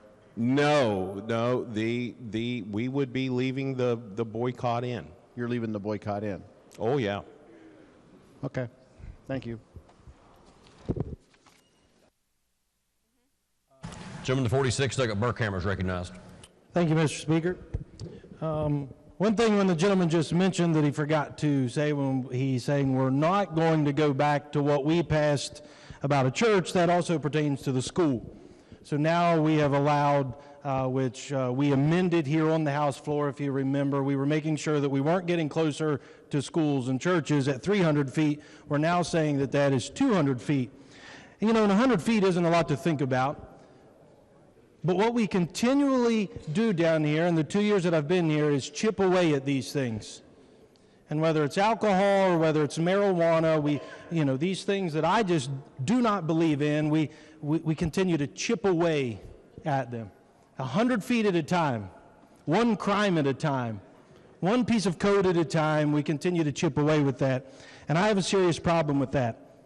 I do not believe that we need to get any closer to any schools or churches with Welcome back. licenses. I wanted to interrupt 300 our feet, discussion with intoxicating liquors discussion in the House of Delegates for a few minutes to discuss a bill that's really dominated the discussion so far this legislative session, or pretty much throughout the legislative session. That was House Bill 4344, which just passed in the Senate, and now it has to go back to the House one more time. But that's about the foster care bill. June Leffler is our health reporter here at West Virginia Public Broadcasting, and I wanted to ask June to give us a little bit more insight into what the foster care bill was about. It calls for raises for child welfare workers. So right now, that office has a 1 out of 3 positions remains unfilled, so they're hoping that these raises will get people in those positions.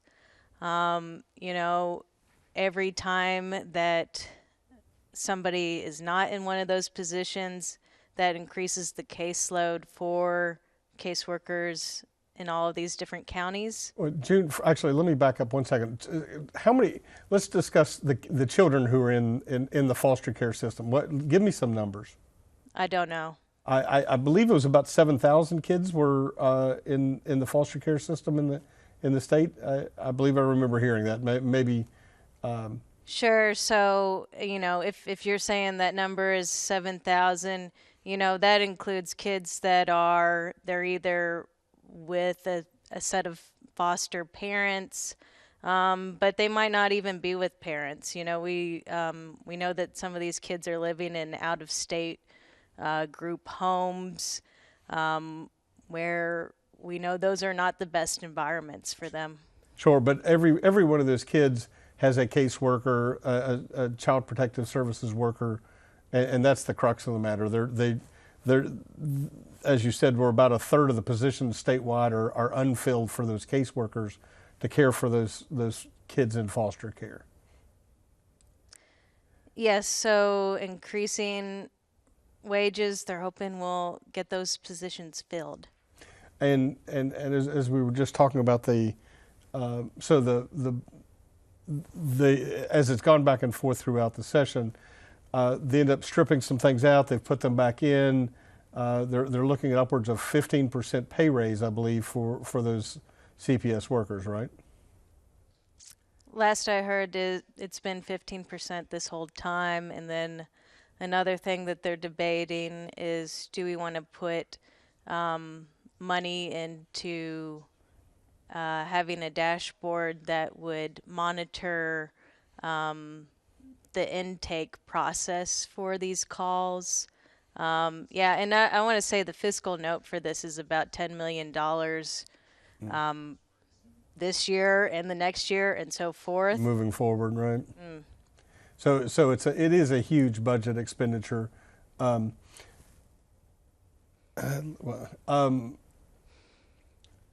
actually, I believe Senator Tarr was just saying that the dashboard is not currently in the version that they just sent back to the House, but everything else is they've found a way to pay for all the pay raises and that sort of thing. So, is there anything else you want to add about 4344 about the foster care bill?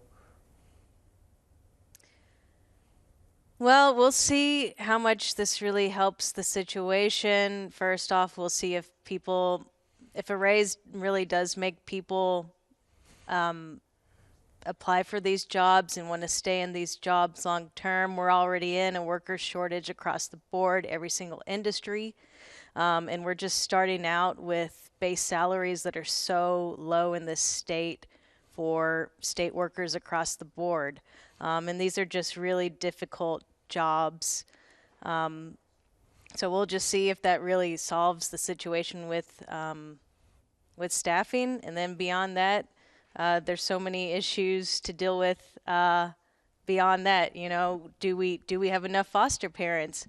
When we don't have enough foster parents, are we sending them to facilities out of state that aren't treating them right? So this is just a very small way to alleviate the stress for these workers that have a really important job.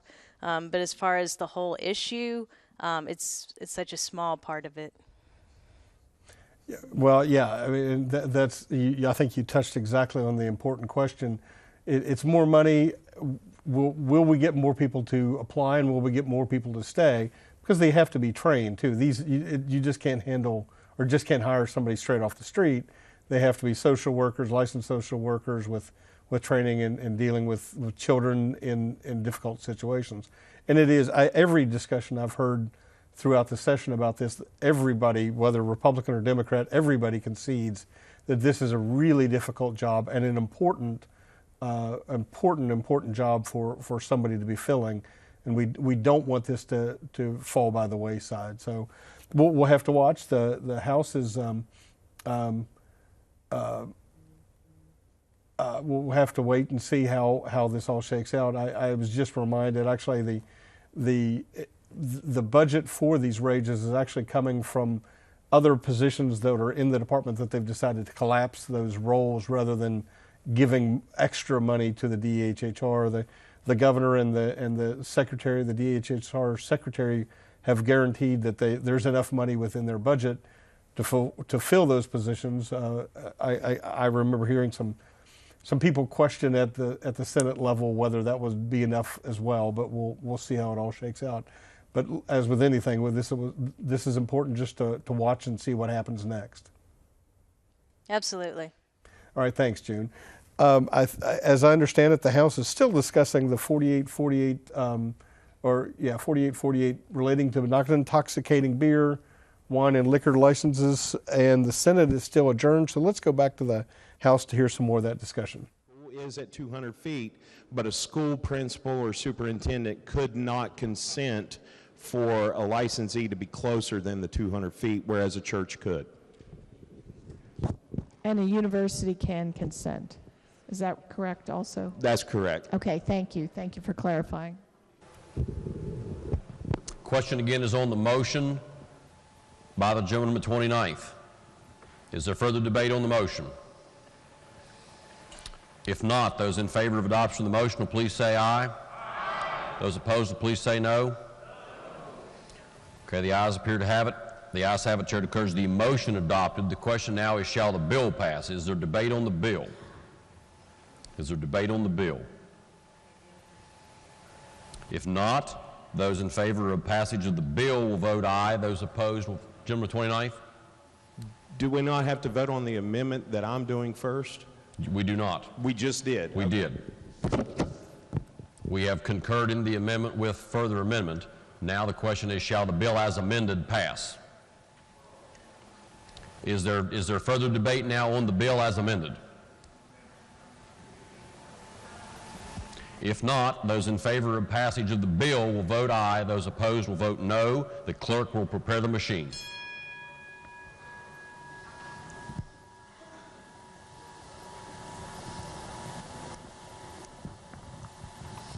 Has every member voted?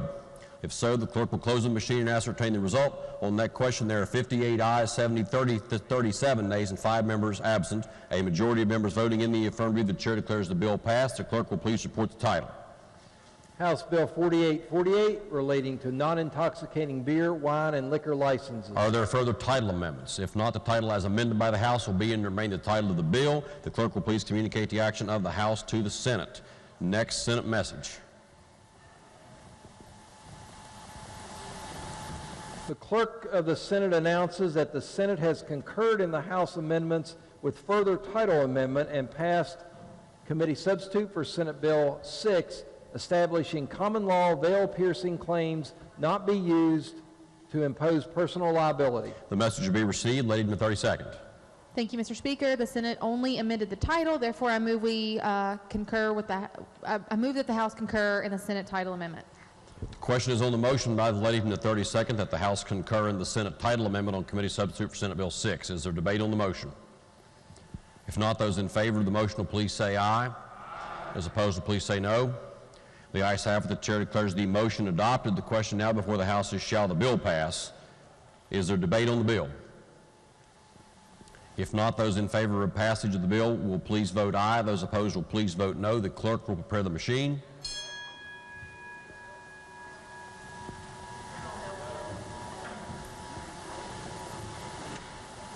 Has every member voted?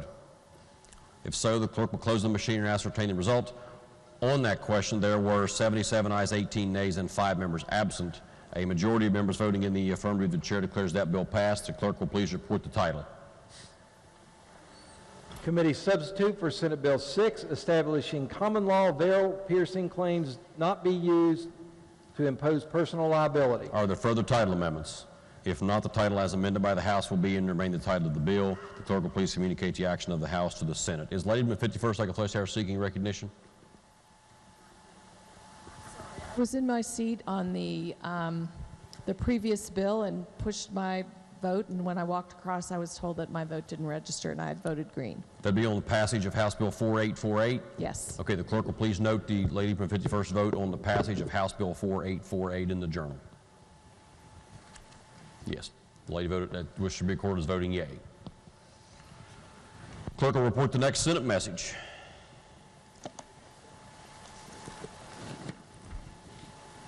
The Clerk of the Senate announces that the Senate concurred in the House amendments with further amendment and title amendment and passed Senate Bill 253 relating to voting precincts and redistricting.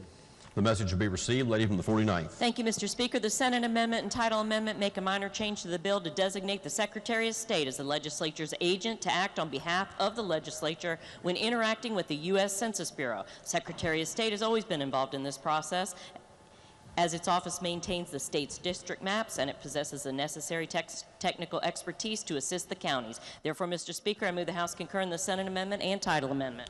The question is on the motion by the lady from the 49th that the House concur in the Senate amendment and title amendment on Senate Bill 253. Is there debate on the motion? If not, those in favor of adoption of the motion will please say aye. Those opposed will please say no. The ayes have it. The chair declares the motion adopted. The question now before the House is shall the bill pass. Is there debate on the bill as amended? If not, those in favor of passage of the bill will vote aye. Those opposed will vote no. The clerk will prepare the machine.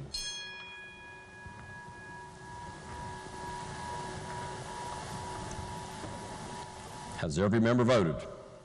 If so, the clerk will close the machine and ascertain the result on that question. There were 94 ayes, 2 nays, and 4 members absent.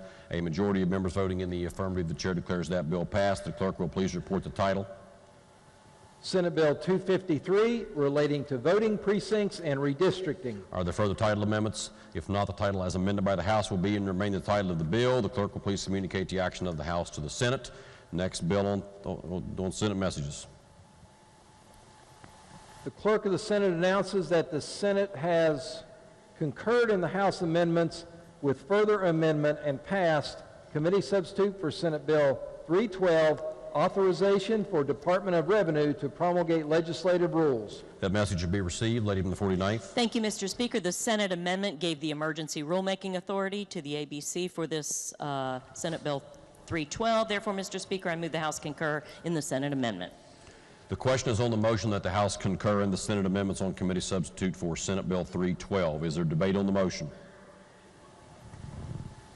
If not, those in favor of the motion will please say aye. Those opposed will please say no. The ayes have it. The chair declares the motion adopted. The question now before the House is shall the bill pass. Is there debate on the bill? Is there debate on the bill? If not, those in favor of passage of the bill will please vote aye. Those opposed will please vote no. The clerk will prepare the machine.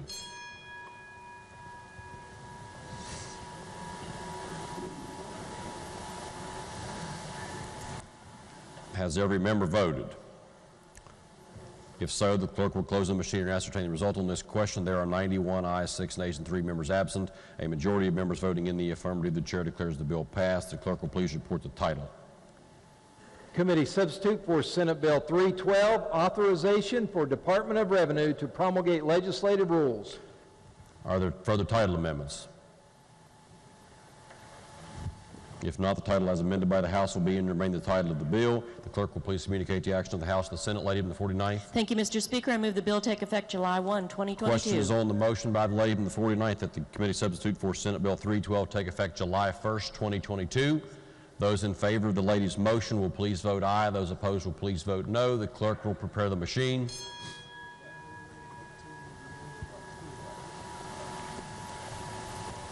Has every member voted? If so, the clerk will close the machine and ascertain the result. On that, gentleman in the 40th, Doug Jeffries, your vote's not registered. Lady in the 49th, your vote's not registered. Gentleman in the 16th, Doug Linville, your vote's not registered.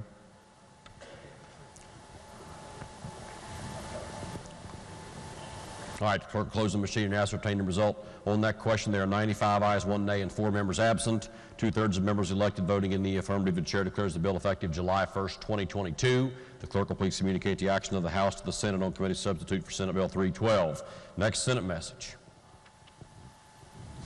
The Clerk of the Senate announces that the Senate has concurred in the House amendments with further amendment and title amendment and passed committee substitute for Senate Bill 487 relating to Revenue Shortfall Reserve Fund and Revenue Shortfall Reserve Fund Part B. That message will be received late on the 49th. Thank you, Mr. Speaker. The House amendment had reduced the rainy day A fund from 13% down to 8% for the reserve.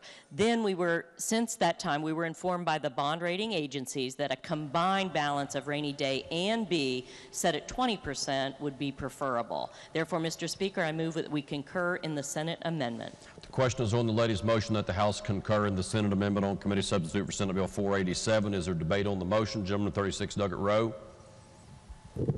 Thank you, Mr. Speaker. Would the Chair of Finance answer several questions on this? I think this is an important bill for our budgeting process. And my question is there anything in the amendment that would change how the excess proceeds would be used? No. Okay, so I think we had it going into general revenue if there were excess funds in the budget at the end of the year. Gentleman's correct. Right.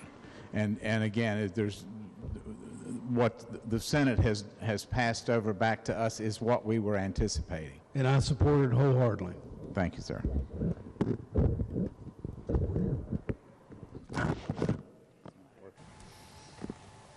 Question again is on the lady's motion that the House concur in the Senate amendments on committee substitute for Senate Bill 487. Is there further debate on the motion? If not, those in favor of adoption of the motion will please say aye. Those opposed, please say no. The ayes have it. The Chair declares that motion adopted. The question now before the House is shall the bill pass. Is there debate on the bill? If not, those in favor of passage of the bill will please vote aye. Those opposed will please vote no. The clerk will prepare the machine.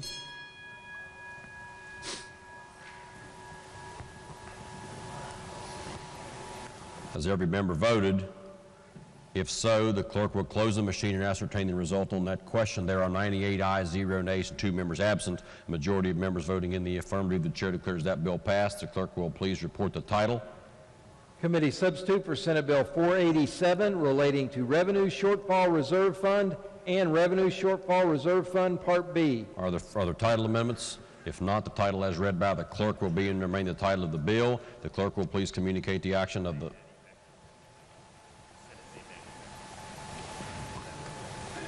The Senate made that bill effective from passage. Late on the 49th. Thank you, Mr. Speaker. I move the bill take effect from passage. The question is on the lady's motion that committee substitute for Senate Bill 487 be made effective from passage. Those in favor of the lady's motion will vote aye. Those opposed will vote no. The clerk will prepare the machine.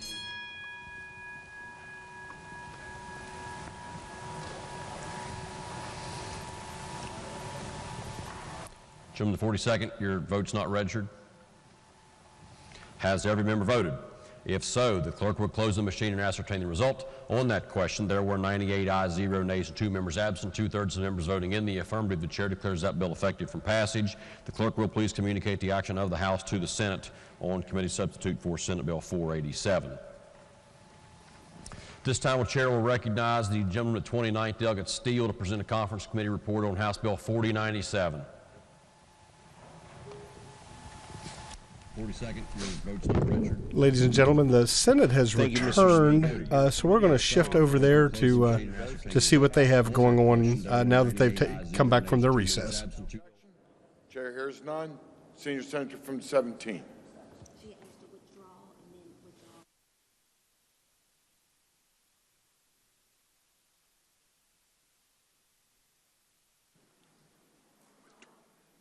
Senior Senator from the 17th. Withdraw the amendment. Thank you, Mr. President. Our question is consent to withdraw the Health Committee amendment. Is there objection? Chair hears none. So ordered. Are there further amendments to the bill? Yes, sir. Senator Weld moved to amend the bill by striking out everything after the enacting clause. Senator from Brooke. Thank you, Mr. President. Request unanimous consent to withdraw my amendment. Is there objection? Chair hears none. So ordered. Are there further amendments to the bill? No, sir. Question now is on passage of the bill.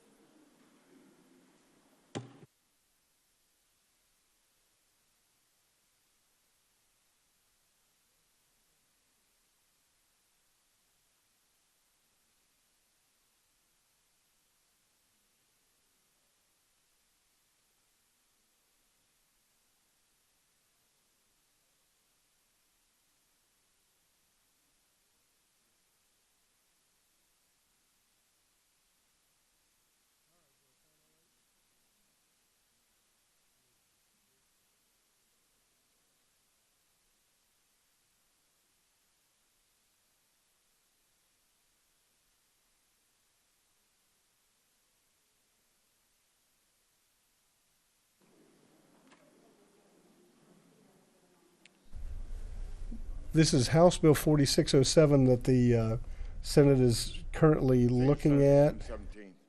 President, I request unanimous consent that House Bill 4607 be moved to the foot of the bills on third read.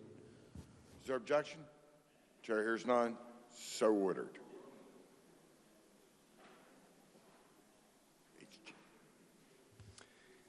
Engrossed House Joint Resolution 104, providing term limits for certain constitutional officers. Third reading of the resolution. The resolution was advanced to third reading with the right to amend. Are there amendments to the resolution? Yes, sir. The Committee on the Judiciary moved to amend the resolution by striking out everything after the resolved clause. Senator from Brooke. Thank you, Mr. President. Requesting unanimous consent to explain the amendment in lieu of having it read. Is there objection? Chair hears none. Senator from Brooke. Thank you, Mr. President. What you have before you is a proposed constitutional amendment to be on the ballot this November in the general election, and this is on term limits. Currently in the state of West Virginia, we only have two offices that have term limits. It's the officer of the governor and our sheriffs.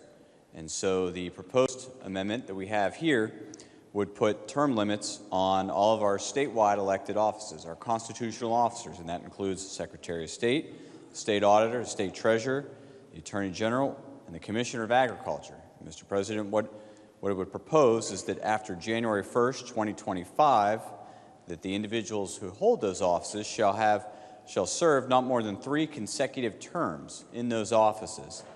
And it also goes on to state that service of a term or a partial term which begins after January 1st, 2025 shall be counted for the purposes of this limitation, and that service in a term or a partial term prior to January 1st, 2025 will not be counted for purposes of this proposed constitutional amendment. The proposed amendment also strikes out obsolete language that was placed in there, I believe it was back in the 1970s. And so given that that is obsolete, it is struck in the Judiciary's amendment to House Joint Resolution 104. Mr. President, I'm happy to answer any questions, and I urge adoption of the amendment. Is there further discussion? Senator from Tucker. Will the gentleman yield? Will the Senator from Brooke yield? The Senator Senator will yield. I know when it first came over from the House, there was a flaw in there that would have gave the governor an extra term. Has that been taken care of? That has been, yes, rectified. Okay, thank you. I appreciate that. No problem.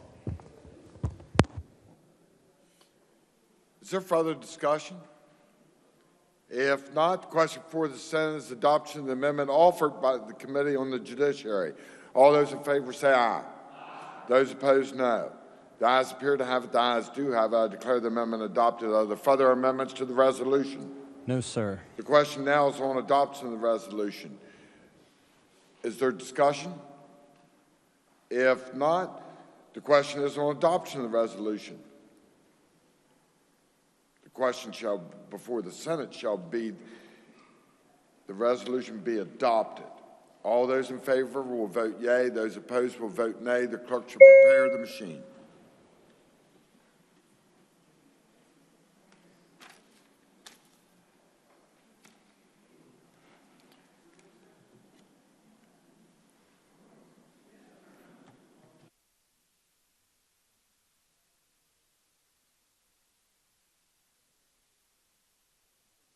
Has every member voted? Has every member voted? If so, the clerk close the machine, ascertain the results. On this question, 30 yeas, 2 nays, 2 absent, not voting.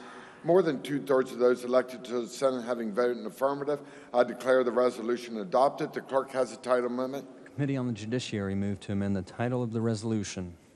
Question is on adoption of the title amendment. All those in favor say aye. Those opposed, no. The ayes appear to have it. The ayes do have it. I declare the title amendment adopted. The clerk will communicate the actions of the Senate to the House.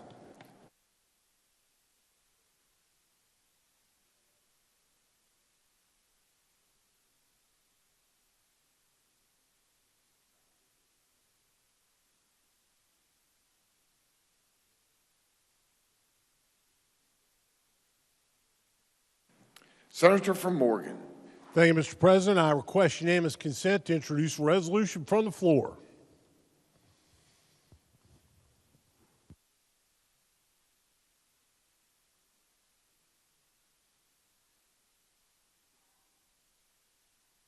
Senator from Morgan. Mr. President, I request unanimous consent to introduce a resolution from the floor. Is there objection? Chair hears none. Senator from Morgan. President, I request unanimous consent that the resolution be taken up for immediate consideration, committee reference be dispensed with, and that the resolution be put upon its adoption. Is there objection? Chair hears none. The clerk will read the resolution. Senate Resolution 58, urging the President of the United States to expedite the entrance of Ukrainian refugees into the United States of America. Is there discussion? Senator from Morgan.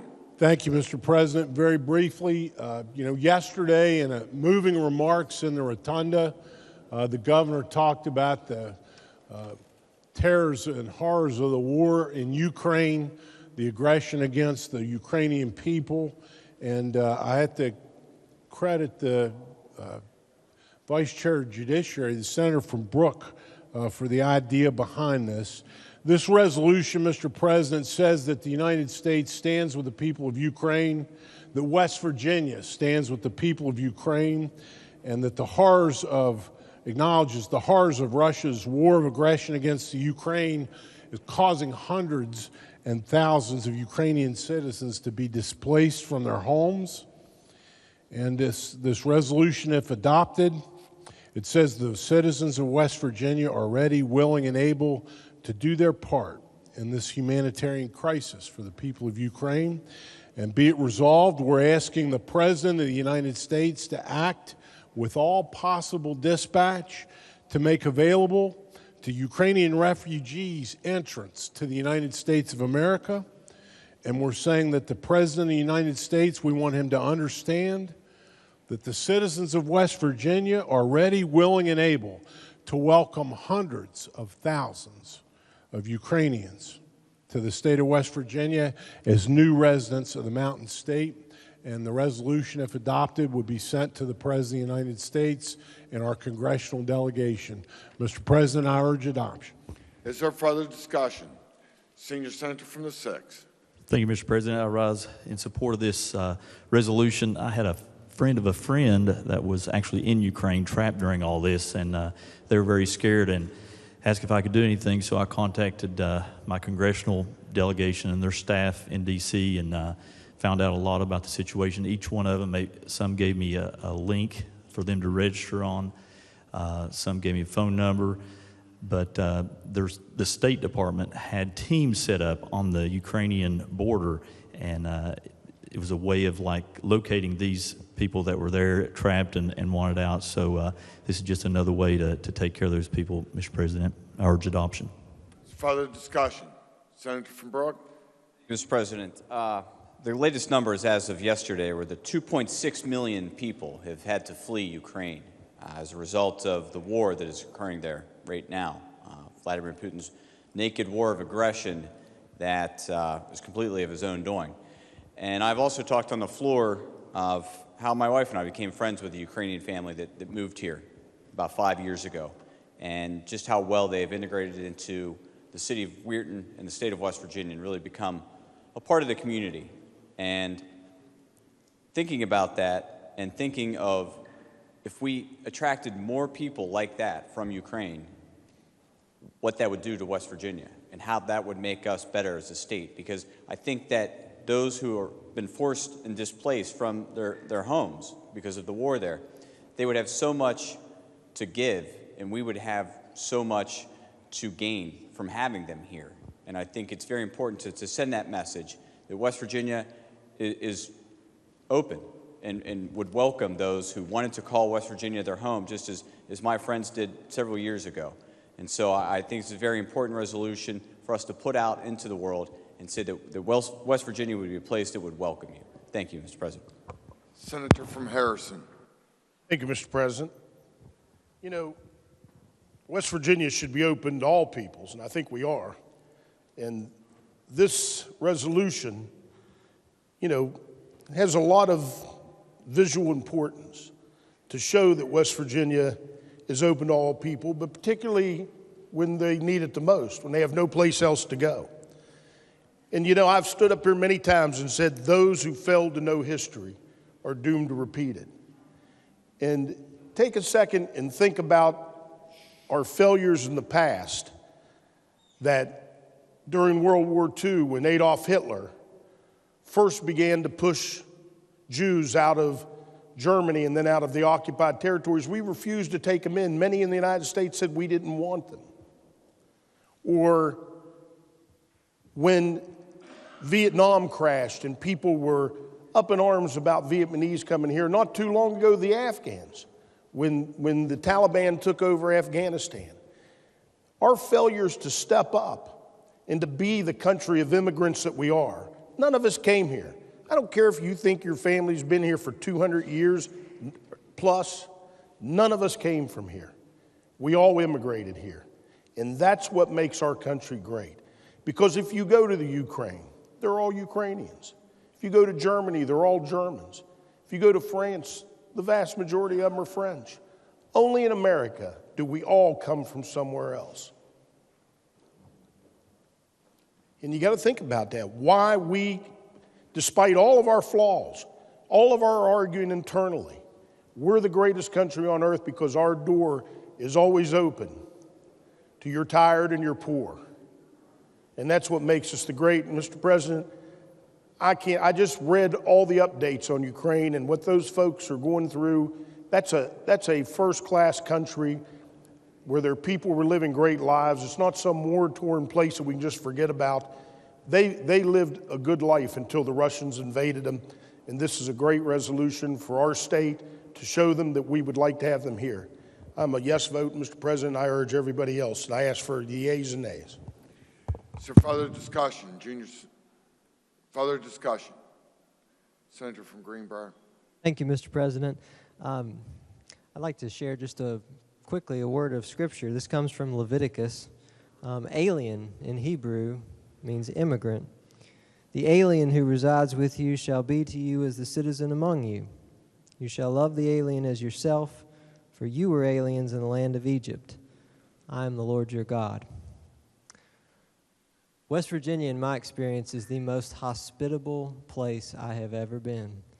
The alien, the immigrant, the stranger, we welcome with open arms. We give you the shirt off our back. We welcome you to sit on the porch. We invite you to dinner. We give you a place to stay for the night. This is a place of hospitality, and that's why I'm so proud to stand with my colleagues in support of this resolution tonight for our Ukrainian brothers and sisters who need us right now, who need our hospitality. Urge adoption. Thank you, Mr. President. Junior Senator from the 8th.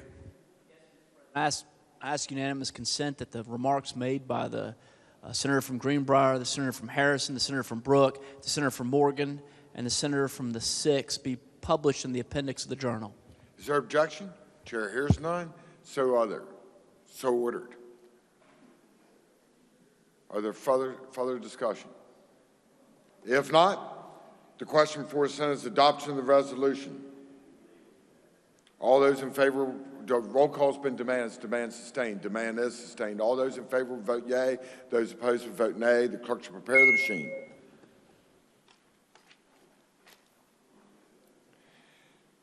Has every member voted? Has every member voted? If so, the clerk close the machine. Ascertain the results on this question. 32 yeas, 0 nays, 2 absent, not voting.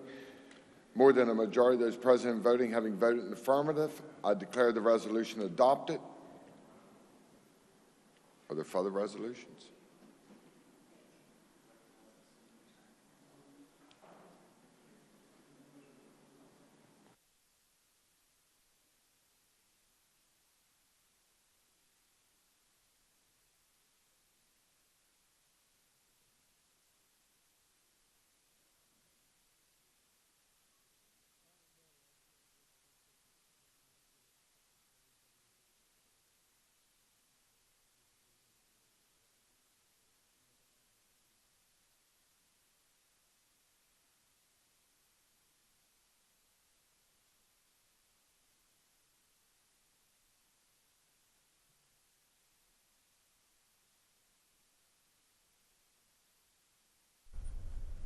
While the Senate's having a quick discussion, Senate resolutions aren't binding in the way of a bill or a law, but it does state their intentions. A resolution from the floor. Is there objection? Chair hears none. Senior Senator from 17. Thank you, Mr. President. Our question unanimous consent that the resolution be taken up for immediate consideration, committee reference be dispensed with, and the resolution be placed upon its adoption. Is there objection? Chair hears none. Clerk will read the resolution. Senate Resolution 59, recognizing the dedicated public service of the Honorable Michael J. Romano. Is there discussion?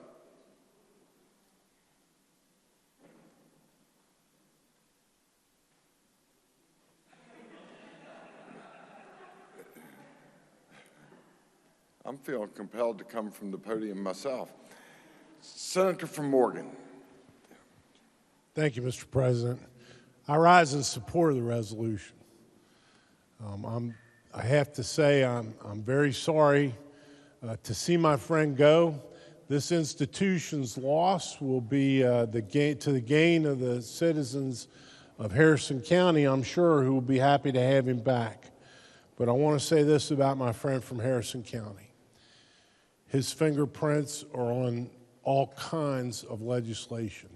I've watched firsthand and admire so much his commitment, his dedication.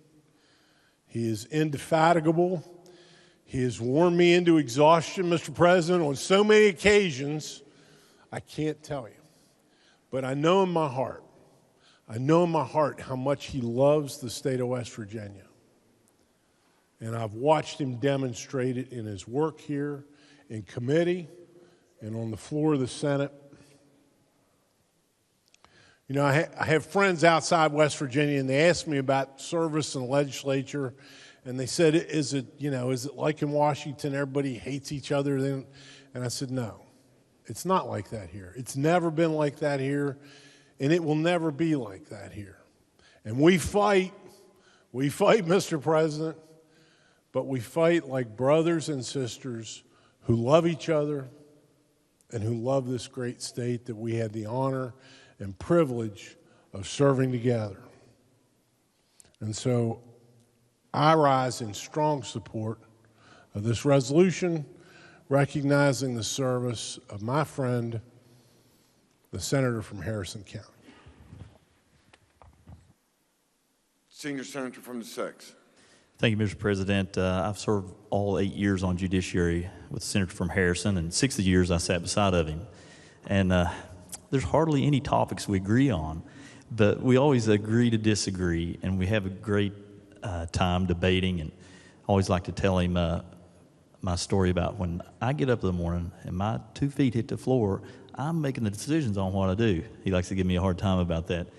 But no matter what the bill is, he is searching on his surface there, and he's looking for little pitfalls and brings up stuff that the average person couldn't even think of, even on subject matter he's not familiar with. Just an amazing attorney, and I honestly mean that. If I was ever in court, I would want the senator from Harrison to be representing me. I'm going to miss you, buddy. Thank you, Mr. President. Further discussion, Senator from Logan.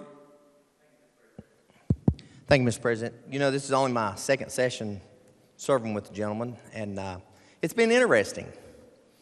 And from the committee, we got you something, really not you, your wife, if you would open it up and show the body.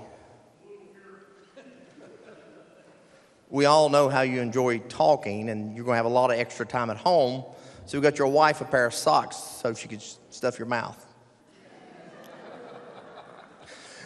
Thank you, Mr. President. Senator, it's been a pleasure. Thank you. Senator from Brooke. Mr. President, when I came here and for the 2017 session, I was named as the vice chair of judiciary, but I'd only been an attorney for a year and a couple months. And as everybody knows, a lot of times the vice chairman's job is to fend off bad amendments, or maybe not so bad amendments. And that becomes the job, to argue against those and fight them back. And so I can't tell you how many countless hours in there arguing with who is now my good friend, the senator from Harrison, And I think that he's made me a better attorney because of that. I think the work that we have done in there and the debates that we have had have made me a better lawyer, and I'm very thankful for that. At the very beginning of this, I think it was my wife asked me, she said, "Didn't you argue a lot with that guy? Didn't he get under your skin sometimes?" And I said, "Yeah, my stepdad's Italian. This guy, he's the same. I'm used to that." So I think our arguments have been, not arguments, but very good debates. I've learned a lot to be a better legislator. I've learned a lot to be a better attorney. And I think we're all better off for you being in that committee. I think the state's better off for you being a part of that committee as well. And I will miss our debates very much. Thank you, Mr. President. Senator from Wetzel. Thank you, Mr. Chairman.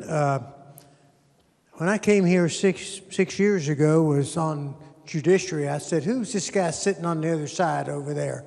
He's always raising questions." But you know, he shined a lot of light in some dark areas. He really did.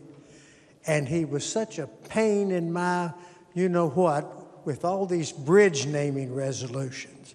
I'd say that Mike Romano has put in more bridge naming resolutions than anybody else in this thing. And he put in one that he really pushed me on in Harrison County. And I was up there one day and I came across that bridge and I swear it wasn't 10 feet long. But Mike never gave up. And he worked hard of it. I love the man. I wouldn't have traded him for anybody. And the 6 years that I've been here, you have been a real inspiration for me just to listen to what you had to say. Didn't always agree, but it doesn't mean escapes. Love you, Mike. Good luck. Senator from Randolph. Mr. President, Mike and I came in at the same time, and almost immediately we began to work at cross purposes, but I've really enjoyed the debate. And the good thing is that many times we've been able to join together on amendments and so on, and work together to make things better. But I will say, Proverbs 27:17, it says that as one man, as steel sharpens steel, one man sharpeneth another. And I know that I've been made sharper because of the ability of Mike to bring things to the front and attention. And hopefully he's leaving a little sharper because I was able to deliver that for him. Senator from Wood. Thank you, Mr. President. I can't stay seated on this one. I remember I came into the legislature 8 years ago, and I was in a joint committee, and just across the table, I was thinking, who is that loudmouth buffoon, and how is it possible to like that guy? And after one session, anyway, sitting beside Mike Romano in Judiciary, my opinion now is, how is it impossible not to like Senator from Harrison? I learned from him, just sitting next to him, 6 sessions in Judiciary, which no man should have to go through. But doing that, I learned, and I've said this to you, Senator, several times, watching him question, the attorneys call them the witnesses or whatever, watching is a thing of beauty to see. And he never, and I learned this from him, he never, he's never vituperative, he's never acerbic, he's never vengeful, he's always nice, and very good at what he does. So I'll miss you immensely, Senator in Judiciary, and Senator from Wayne. We flank him on either side, but when I come through Harrison County, I expect you to buy. So that's all I can say. Thank you, Mr. President. Is there further discussion? Senator from Tucker. Thank you, Mr. President. I never thought I'd ever rise and say this, but I'm going to miss Mike Romano. And, we've became friends over the years. First time I ever met Mike man, I didn't like the guy. I mean, I honestly didn't like the guy. And, you know, and then once I got to serving with him and got down here and got to meet the real Mike Romano, which we never hardly agree on anything. Well, maybe more now than we ever have. But what impressed me most was how intelligent, and I hate to say that, but how intelligent Mike is. He, you know, a lot of times he brings up stuff that you never, ever think of. And what I probably appreciate about him most is what he's taught me. And what he's taught me is I'm very thankful that I never became a lawyer because I couldn't talk that much. And I can always remember saying, man, you know, does he ever shut up? And, you know, we all make jokes about it, and I would make comments in committee. And I thought, there can't be a man alive that can out-talk him. And then our senator from Randolph bloomed.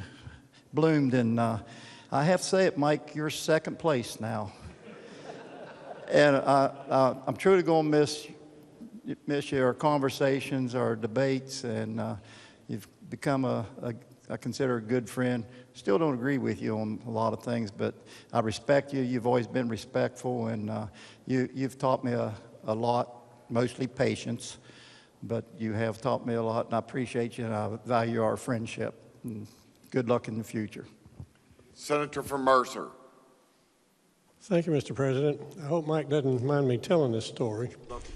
But every speaker so far who's spoken about Senator Romano has been a Republican, giving praise to a noted Democrat from the northern part of the state. I said, wait a minute, let me explain something to you. And I told him about my theory about democracy. Democracy, in my vision, is a taffy pull. You put the candy in the middle of the table, and then you pull it. If you don't pull it, it's not good candy. But the secret is you got to pull it in all directions, not just one direction. If you do that, you'll pull it off the table. If it falls on the floor, it's not good candy anymore. So I explained that to him, and I said, Mike, we need you here because we need to know what it looks like from your side of the table. You play a role, whether you win an amendment or not, that's extremely valuable at making democracy work. We've needed you the whole 6 years I've been here. We still do. I'm going to miss you too. Senator from Marshall. Thank you, Mr. President. Senator, I have no idea how you whiffed so bad on the PBM bill yesterday, because you usually don't whiff. You're extremely intelligent and even more articulate. We had a common friend when we first met that kind of sparked a little bit of a friendship, and I'm grateful for that friendship. You find out things in bills other people don't find out. And even when you don't, sometimes you almost convince us that they're there. You're good at what you do. You're going to be missed. And I wish you luck in your next endeavor. I support the resolution wholeheartedly. Senator from Wyoming. Thank you, Mr. President. I've only been here two sessions. And I'd just like to say, sir, that you have taught me that there are good and logical and passionate and truthful points on both sides and sometimes many sides of every issue. Thank you. Senator from Preston. Thank you, Mr. President. I stand firmly in favor of this resolution. Mike, you've been an inspiration to me in many ways. And I often thought, if I had half the fire in the belly that you have, if I could deliver a speech with half of the enthusiasm, love, and compassion as you do, that I could probably be a politician. So I don't know. You've always been respectful to me, and I do appreciate that. We've had a lot of deep conversations, a lot of times, we didn't see eye to eye, and that's okay. I do have the utmost respect for you and for your position, and I understand that, you stand for what you believe in, and you fight for what you think's right. And that's good. That's fantastic.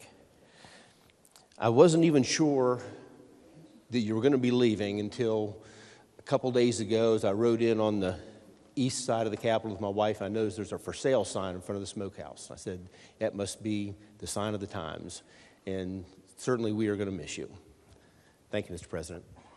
Is there further discussion? Senator from Greenbrier. Thank you, Mr. President. I'm standing in opposition to this because I don't want to lose Mike. Really, Mike. You know, when I was appointed to the Senate, you know, I just had to take whatever seat was given to me. And I had the great honor of sitting right there beside Mike Romano. And I feel like I learned by osmosis from you. You know, a lot of people are going to say a lot of true things about you here tonight, about you're the smartest guy in the room, you're the best orator in the room. That's all true. But the thing that I admire most about you is you're the hardest worker in the room. Mike's always got these 2 screens up here, and that's not just for show. He is constantly working for his constituents, constantly working for his clients. You've got more professions than the rest of us know what to do with, and you do them all proficiently. So what I admire the most about you is your hard work, and I don't know what our caucus is going to be like without you. You know, you're heart and soul of our caucus, and I absolutely do wish you the best. But I am terribly sad you're not going to be here moving forward. I thank you for your service. I thank you for your friendship. I thank you that I had the opportunity to sit beside you and learn from you for so many years. Thank you, Mike. Junior Senator from the 16th. Thank you, Mr. President. I couldn't have picked a better place to sit. Anytime I wasn't sure what to do, put him on the shoulder. He led me in the right direction, and he encouraged me, you're a member of the caucus, you're a member of the Senate, speak up. And I really appreciate his kindness, his very respectful way of poking me when I did something wrong. And he's a wonderful teacher of how to be a senator. Thank you very much. Further discussion. Junior Senator from the 8th. Yes, thank you, Mr. President.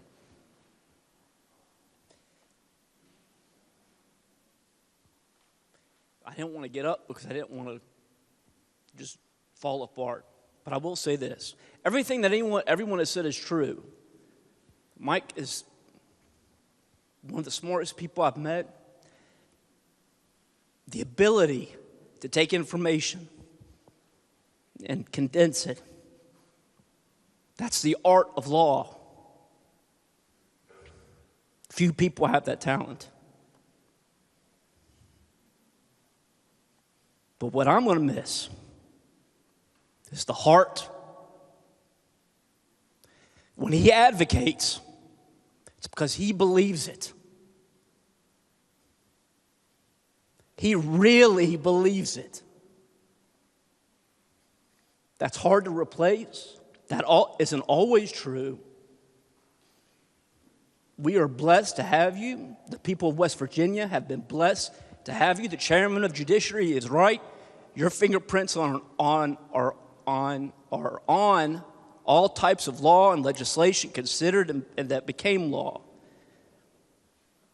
I knew the first year I was here, on the last night of the session, when he filibustered term limits, that was amazing. Everyone appreciated it. And it wasn't just art. He believed it. He is the heart of the Senate, Mr. President. And without him, we lose that heart. I love you, Coogee. Further discussion before our Senator from Boone. I rise in support of this resolution. Didn't want to get emotional.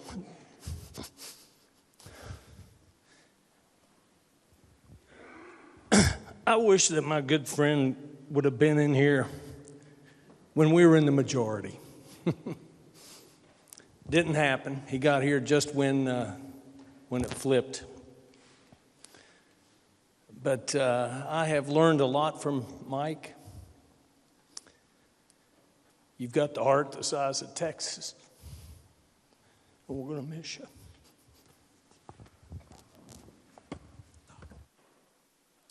Is there further discussion before I recognize the little buddy senator from Marion to close debate?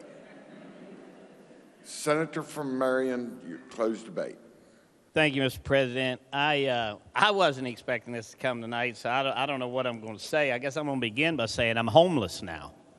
You know, I don't have a place to live. He's moving out on me. I don't know where I'm going to go. But, you know, I came to the Senate new as when I came to the House 26 years ago. You look for somebody to trust, Mr. President. We've all been there. You look for a friend. You look for somebody to trust. And when I came to the Senate, it was immediately Mike.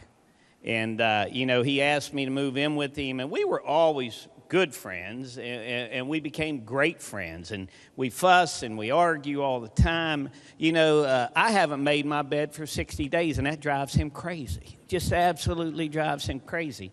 I walk in the room, Doc starts singing the theme song to The Odd Couple, Oscar and Felix. He starts singing it. But we have had such a good time. But more importantly, I have learned so much. You know, I'm not new to the process, and I had 24 years under my belt before I came here, and in 2 years, I have learned so much from watching Mike and watching his drive and his passion. The guy doesn't miss anything, Mr. Chairman, as you know. I mean, he is on. You know, he'll be running both of those computers at the same time, maybe doing some work for his law practice, and all of a sudden, you'll just see him perk up. Something happened. Something caught his ear, or something caught his eye, and bam, he's on it like he has studied it for a week. He has been my guiding light through these last 2 years, and I am truly going to miss him. But, you know, there's another part of Mike that most people don't get to see, and that's his love for his family. And he's going to get to spend some time with that beautiful family of his. He invited me last night to join him and his family for dinner. And that's really the first time I'd ever got to meet his son, his daughter, and his wife. And you just seen him just light up, just being around them. And, you know, his daughter's going to school in Arizona, so she was home for spring break. And just watching the interaction, it was just, to me, it was just amazing. Because he's as good of a legislator as he is, he's a better family man. He does nothing but take care of his family and take care of others. And the one thing I learned about Mike, he probably does more free lawyer work than anybody you ever imagined. There's always people calling him. He never says no. If someone needs advice, he's there. He just can't say no to anyone. And what he does here, and those of you that know him will totally agree with me, he does nothing here to benefit Mike Romano. Nothing. Everything he does for people that's less fortunate than he is. He has never, ever forgot where he came from growing up in that little grocery store that his dad ran. He's never forgot the community that he came from. He never forgot the people that he grew up with. And he's always tried to give back. And he's always tried to make life better for everybody else. Everything he does. My hat's off to you, Michael. I love you like a brother. I truly do. I look up to you.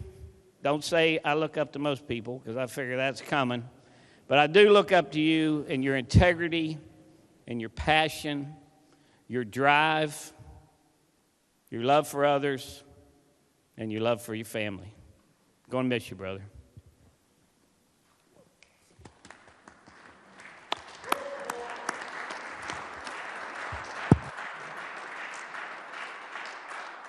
Question before the Senate is, shall the resolution be adopted? Roll call has been demanded. Demand sustained. The demand is sustained. All those in favor will vote yea. Those opposed will vote nay. The clerk shall prepare the machine.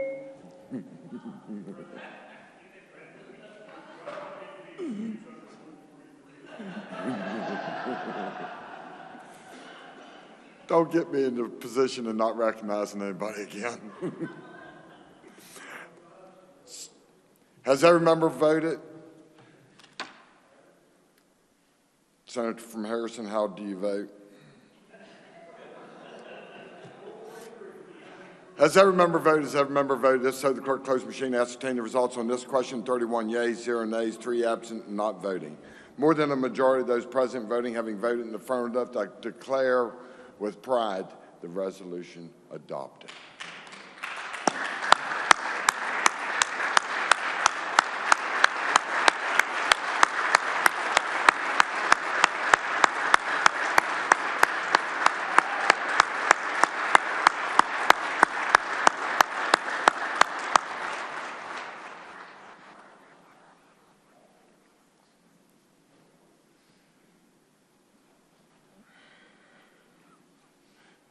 Senator from Harrison, we have another resolution too.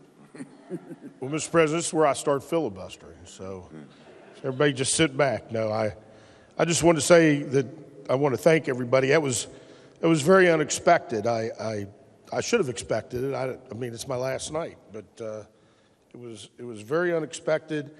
And I noticed a trend about talking and irritating people when they first met me, but I can live with that. I want to tell you that these 8 years have gone by really fast, and it's really amazing when I sit back and think of all the people that I've served with.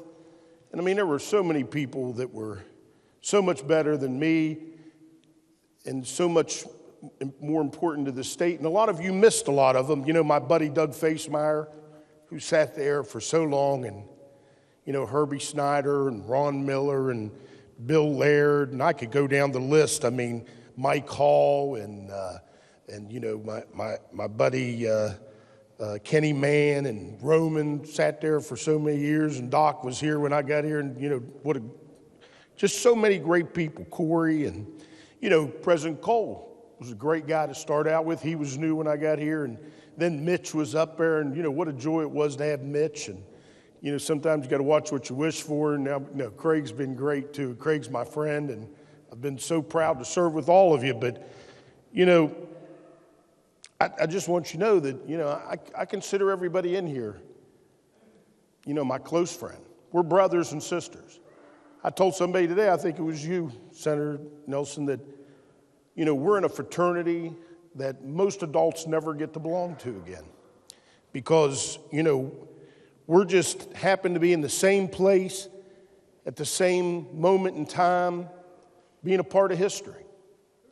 And, how fortunate are we to live together for 60 days?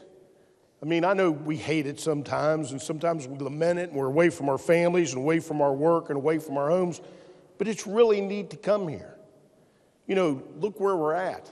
It's such a unique opportunity, such a unique experience for all of us, and I've loved every minute of that.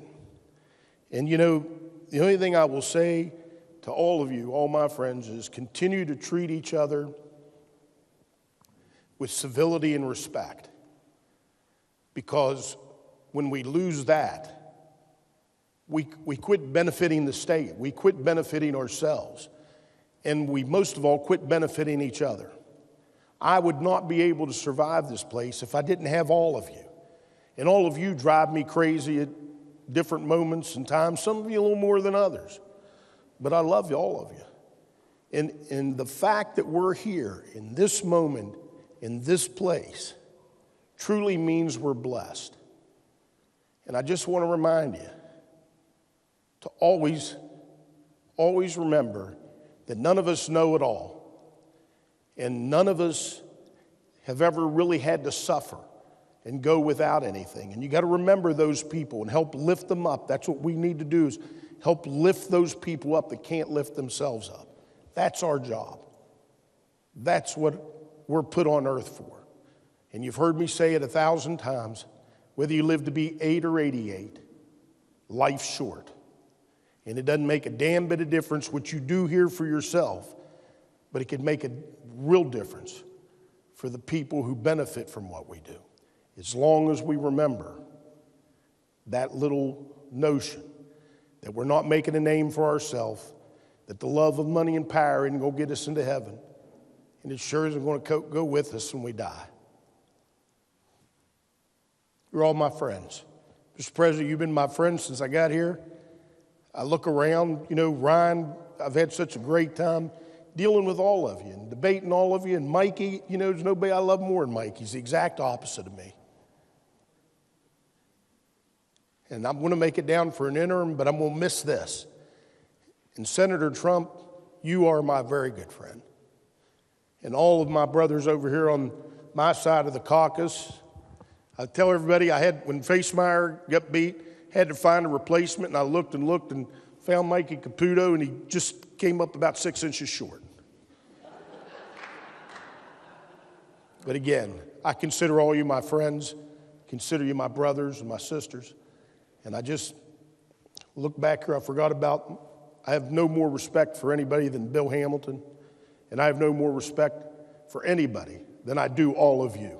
Thank you. I've enjoyed my stay.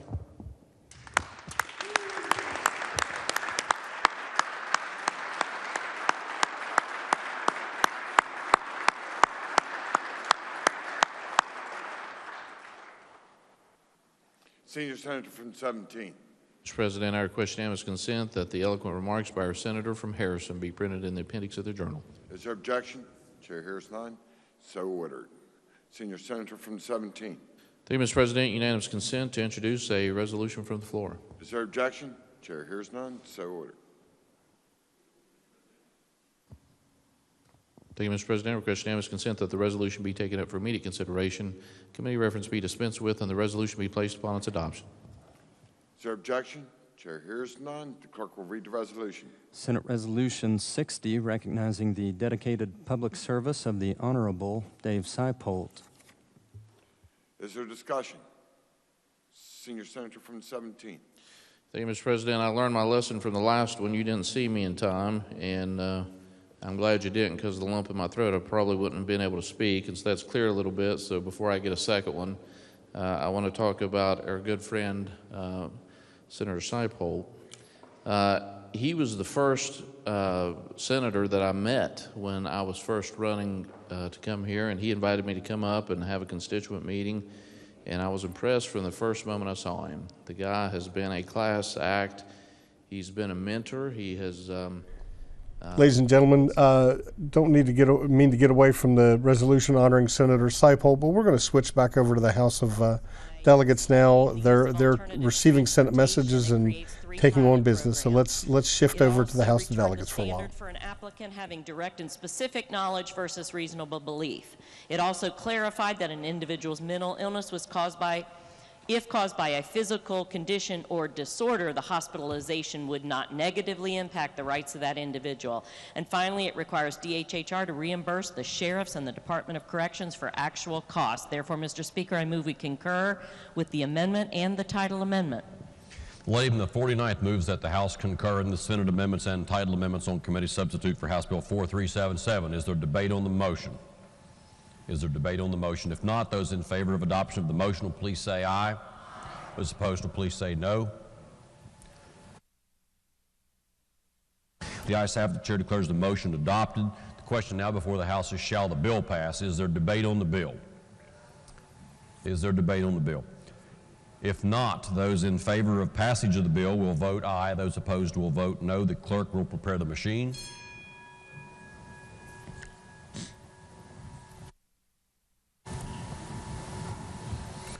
Has every member voted? If so, the clerk will close the machine and ascertain the result.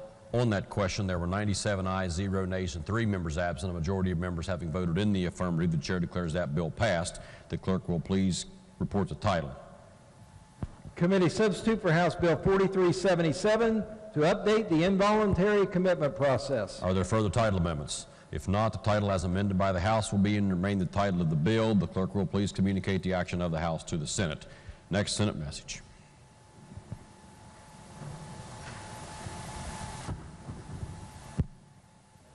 The clerk of the Senate announces that the Senate has concurred in the House amendments with further title amendment and passed committee substitute for Senate Bill 530 encouraging public-private partnerships in transportation. That message will be received. Lady from the 32nd. Thank you, Mr. Speaker. I move we concur with the Senate title amendment. Question is on the motion by the lady from the 32nd that the House concur in the Senate title amendment on Senate Bill 530. Is there debate on the motion? If not, those in favor of adoption of the motion will please say aye. Those opposed will please say no.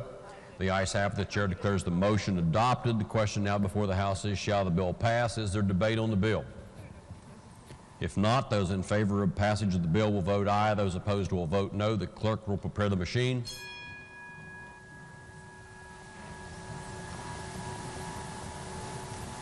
Has every member voted? If so, the clerk will close the machine and ascertain the result on that question. There are 95 ayes, 1 nay, and 4 members absent. Majority of members voting in the affirmative. The chair declares that bill passed. The clerk will please report the title. Committee substitute for Senate Bill 530, encouraging public-private partnerships in transportation. Are there further title amendments? If not, the title as read by the clerk will be and remain the title of the bill. The clerk will please communicate the action of the House to the Senate. Next bill on Senate messages. The clerk of the Senate announces that the Senate has passed with amendment and title amendment committee substitute for House Bill 4340 relating to maximizing the opportunity to recover anatomical gifts for the purpose of transplantation, therapy, research, or education. That message will be received. Lady from the 49th. Thank you, Mr. Speaker. The Senate amendment removed a provision in which DHHR to make an anatomical gift without a court order and capitalized official titles and offices and reinserts the prohibition of permitting a spouse to approve donation if separated. Therefore, Mr. Speaker, I move we concur with the Senate amendment and title amendment. The question is on the motion that the House concur in the Senate amendment and title amendment on committee substitute for House Bill 4340. Is there debate on the motion? If not, those in favor of passing or of adoption of the motion will please say aye. Those opposed will please say no. The ayes have it. The chair declares the motion adopted. The question now before the House is, shall the bill pass? Is there debate on the bill? If not, those in favor of passage of the bill will vote aye. Those opposed will vote no. The clerk will prepare the machine.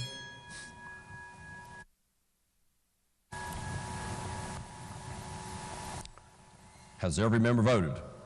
If so, the clerk will close the machine and ascertain the result. On that question, there were 94 ayes, 2 nays, and 4 members absent. A majority of members voting in the affirmative. The chair declares that bill passed. The clerk will please report the title. Committee substitute for House Bill 4340 relating to maximizing the opportunity to recover anatomical gifts for the purpose of transplantation, therapy, research, or education. Are there further title amendments? If not, the title as read by the clerk will be and remain the title of the bill. The clerk will please communicate the action of the House to the Senate. Next Senate message. The clerk of the Senate announces that the Senate has concurred in the House amendments with further amendment and title amendment and passed committee substitute for Senate Bill 463, Best Interest of Child Protection Act of 2022. That message will be received. Lady in the 32nd. Thank you, Mr. Speaker. The Senate amendment makes minor changes to the bill, which were made in agreement with both houses. The title amendment helps to clarify the title. Therefore, Mr. Speaker, I move that we concur with the Senate amendment and title amendment. The question is on the motion that the House concur in the Senate amendment and title amendment on committee substitute for Senate Bill 463. Is there debate on the motion? If not, those in favor of adoption of that motion will please say aye. Those opposed will please say no. The ayes appear to have it. Okay, the ayes have it. Chair declares the motion adopted. The question now before the House is, shall the bill pass? Is there debate on the bill? Lady in 51st, like a flesh hour is recognized. Thank you, Mr. Speaker. As I said the other day, this bill makes children pawns in situations where the parents don't get along. When they get along, they can agree to 50-50 custody. Where they don't get along, they're going to be, this is not the Best Interest of the Child Act. This is the Best Interest of the Fighting Parents Act. And I urge rejection. Gentleman, 22nd, Doug Jeffries. Thank you, Mr. Speaker. This bill does not make our kids pawns. Parents that can't get along make our kids pawns. I know because I've been battling it for at least 16 years. My kids are both over the age of 18 now. Me and their mother split up when my daughter was just barely 1 year old. Fighting the court system in this state is the biggest joke I've ever dealt with when it comes to kids.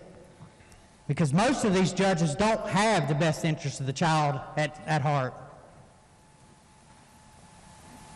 I spent a lot of time on the road as a truck driver, so sometimes I wasn't able to get my weekends. I was only allocated every other weekend. But when I started working local, I went for 50-50 because I wanted to be in my children's life. I paid my child support like I was supposed to, and I was always there. But what I had to deal with was I had some rules in my house. Their mother, not so much. So where do you think they wanted to be? They wanted to be where it was easier for them to live.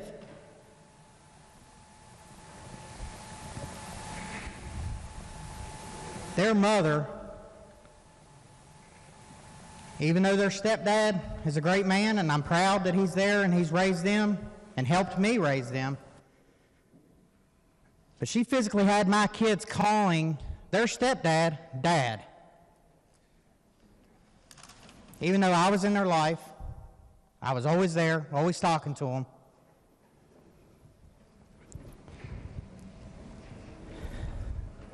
My wife, their stepmother, had to explain to my daughter how I was their dad. Fathers many times get the shaft in the court. And often, every now and then, I know it happens to mothers too. I think this bill starts a fair starting ground for everybody, and definitely for the best interest of the child. I urge passage or concurrence. Question again is on the passage of the bill. Is there debate on the bill? If not, the question again is, shall the bill pass? Those in favor of passage of the bill will vote aye. Those opposed will vote no. The clerk will prepare the machine.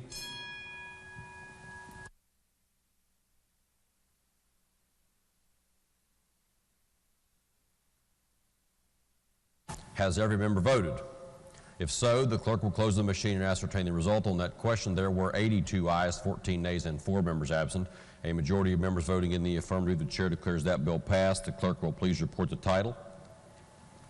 Committee substitute for Senate Bill 463, Best Interest of Child Protection Act of 2022. Are there further title amendments? If not, the title as read by the clerk will be and remain the title of the bill. The clerk will please communicate the action of the House to the Senate. Next Senate message. The clerk of the Senate announces that the Senate has passed with amendment and title amendment committee substitute for House Bill 4502, establishing the Bill WV Act. The message will be received. Lady from the 49th. Thank you, Mr. Speaker. The Senate amendment added language to require annual reports to the legislature. The amendment moves up the expiration date of the housing construction program from 2033 to 2028. The amendment also reduces the number of districts that may be created for housing construction that qualifies for the tax credits from 12 to 3. Finally, the amendment reduces the amount of approved costs that qualify for the tax credit each year from $150 million to $40 million. The bill retains all other provisions of the bill that were in the House version. Therefore, Mr. Speaker, I move the House concur in the Senate amendment and title amendment. The question now before the House is the motion that the House concur in the Senate amendment and title amendment on House Bill Committee substitute for House Bill 4502. Is there debate on the motion? If not, those in favor of adoption of the motion will please say aye. Those opposed will please say no. The ayes have it. Chair declares the motion adopted. The question now before the House is, shall the bill pass? Is there debate on the bill? Is there debate on the bill? If not, those in favor of passage of the bill will vote aye. Those opposed will vote no. The clerk will prepare the machine.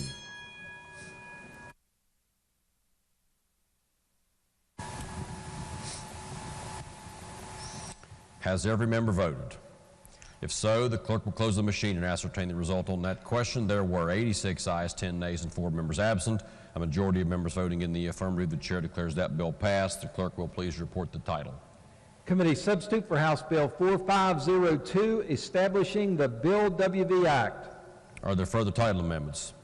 If not, the title as amended by the House will be and remain the title of the bill. The clerk will please communicate the action of the House to the Senate. Next, Senate message. The Clerk of the Senate announces that the Senate has passed with amendment and title amendment House Bill 2300, including family court judges in the judges' retirement system. That message will be received. Late in the 32nd. Thank you, Mr. Speaker. The Senate amendment includes provisions of House Bill 4540 that has completed legislative action. It also includes new language providing for a reduction in the amount of employee contributions for judges. Judges currently pay a minimum of 7% of a judge's annual compensation. The Senate amendment changes this to a minimum of 3% of a judge's annual compensation. And a minimum of 3% is less than any other employee of a retirement system in West Virginia is required to pay. Therefore, Mr. Speaker, I move we refuse to concur in the Senate amendment and request that the Senate recede from its amendment. Late in the 32nd moves that the House refuse to concur with the Senate amendments on House Bill 2300 and ask the Senate to recede from its position. Is there debate on the motion? Gentleman 36, Douglas Pritz, recognized. Thank you, Mr. Speaker. Well, I wasn't going to speak on this, but this is, I think, a very, very important issue. One of the things that I think is very, very important for the purposes of having the very, very best family court judges is having an incentive to have the very, very best go after these positions. I think there's been a lot of debate in here about the family court system, about whether judges are doing the right thing. Well, there's something that we can do to make sure that we get the very best family court judges running, and that's going to be to incentivize those people to run for these offices. And the best way we can do this is to get them into the circuit court judges system. Now, my concern with this is that if we don't get something done tonight, between the back and forth and everything, we've got about less than an hour to go. My concern is that we're not going to be able to get this done.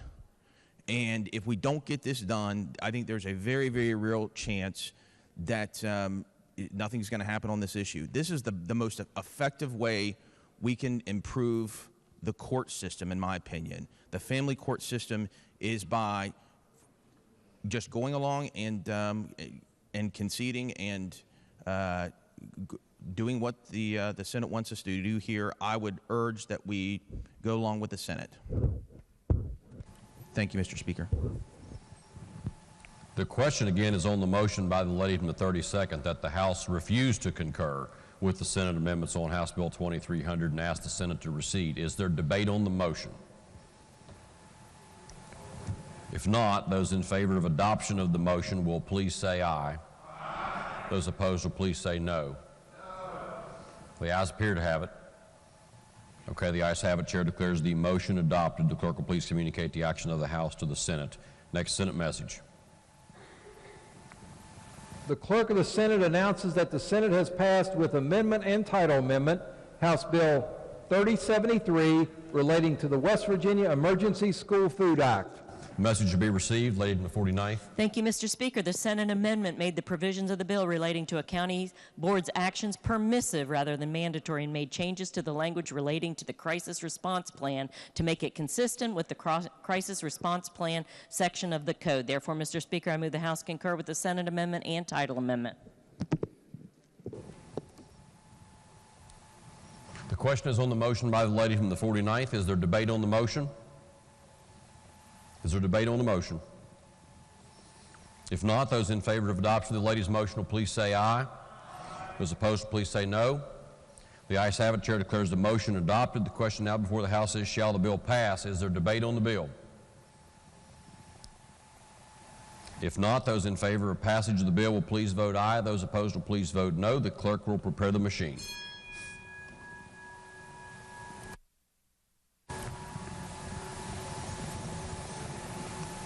Has every member voted? If so, the clerk will close the machine and ascertain the result on that question. There were 93 ayes, 3 nays, and 4 members absent. A majority of members voting in the affirmative. The chair declares that bill passed. The clerk will please report the title. House Bill 3073, relating to the West Virginia Emergency School Food Act. Are there further title amendments? If not, the title as read by the clerk will be and remain the title of the bill. The clerk will please communicate the action of the House to the Senate. Next Senate message. The clerk of the Senate announces that the Senate has passed with amendment committee substitute for House Bill 4001, generally relating to broadband. The message will be received. Lady in 32nd. Thank you, Mr. Speaker. The Senate amendment would create a new special revenue fund, the Broadband Carrier Neutral and Open Access Infrastructure Development Fund. Money in the fund is to be spent for the Office of Broadband Expenses and line extension advancement and development projects, including expansion of existing fiber and cable networks, provided that if a broadband project or extension is funded by 100% of public money, the project or extension shall be a carrier neutral and open access project. The amendment does not change the other provisions of this bill as passed by the House. However, the Senate failed to amend the title to the bill consistent with its amendment. Moreover, further amendment to the amendment is desirable to add language to ensure that the obligations, misrepresentations, and compliance must be material, and that the Attorney General should be prompt in making recommendations to the Public Service Commission, all in relation to the telecommunications carrier status. Therefore, Mr. Speaker, I move that the House concur with the Senate amendment with further amendment to the amendment and to the title of the bill. All right, questions on the motion by the lady in the 32nd that the House concur in the Senate amendments on House Bill 4, on committee substitute for House Bill 4001 with further amendment and further title amendment. Is there debate on this motion? Gentleman from 30th Docket Bates. Thank you, Mr. Speaker. To the lady. Yes. Thank you. You're doing a great job, by the way. We're trying. Just to make it 100% crystal clear, there was no changes to the consumer protection provisions in the Senate with regard to the bill that left the House? No. So they left unchanged? That was left unchanged. Thank you very much. Thank you, Mr. Speaker. Is there further debate on the motion? If not, the question again before the House is the motion by the lady from the 32nd that the House concur in the Senate amendments on committee substitute for House Bill 4001 with further amendment and further title amendment. Those in favor of adoption of that motion will please say aye. Those opposed will please say no. The ayes have it. The chair declares the motion adopted. The question now before the House is, shall the bill pass? Is there debate on the bill? If not, those in favor of adoption of the bill will please vote aye. Those opposed will please vote no. The clerk will prepare the machine.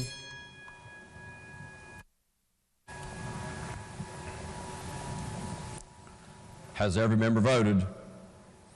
If so, the clerk will close the machine and ascertain the result on this question. There were 91 ayes, 5 nays, and 4 members absent. A majority of members voting in the affirmative. The chair declares that bill passed. The clerk will please report the title.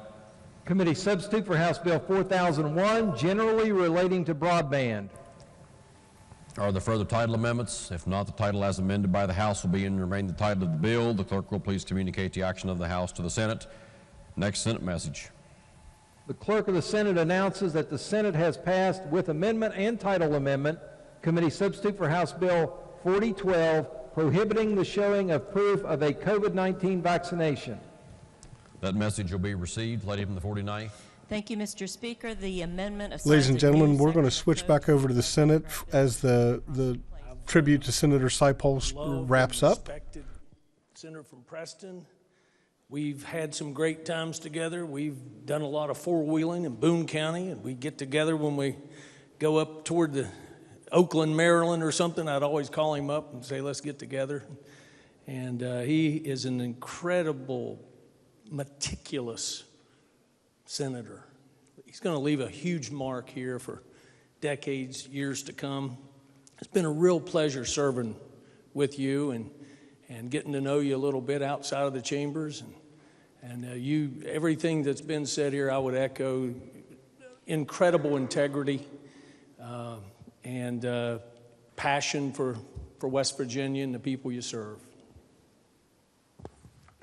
Question before the Senate, shall the resolution be adopted? Roll call has been demanded. Is the demand sustained? The demand is sustained. All those in favor will vote yea. Those opposed will vote nay. The clerk shall prepare the machine.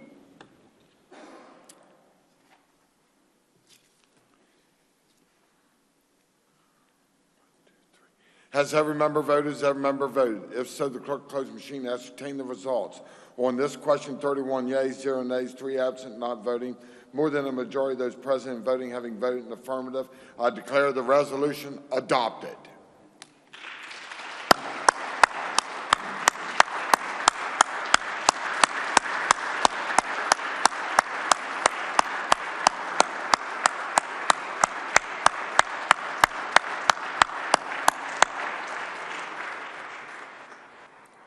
Senator from Preston. Thank you, Mr. President. I request unanimous consent to address the Senate. Is there objection? Chair hears none. Senator from Preston. Thank you, Mr. President. I'm a little bit surprised. I mean, I knew there would probably be a resolution tonight, but what I didn't realize is that the delegate from the 52nd would stand behind me. It kind of chokes me up, actually. And I'll tell you, she's always there. She always has my back. And I wouldn't be here if it wasn't for her, and I know that. Now, thank you.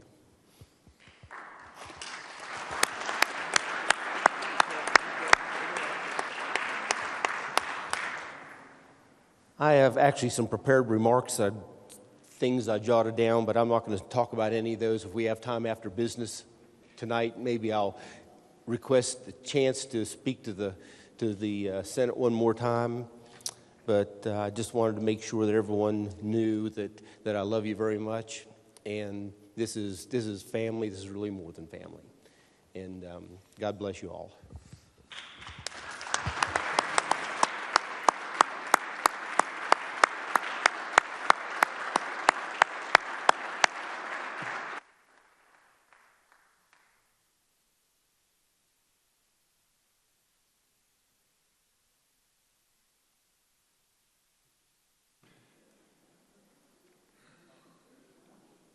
Senior Senator from the 17th. Thank you, Mr. President. Request unanimous consent that the remarks by the Senator from Preston be printed in the appendix of the Journal. Is there objection? Chair hears none. So ordered. Recognize the Senator from Preston for a conference report. Thank you, Mr. President. I request unanimous consent that the Conference Committee report on Senate Bill 334 be taken up for immediate consideration. Is there objection? Chair hears none. So ordered. The Senator from Preston is recognized to explain the Conference Committee report.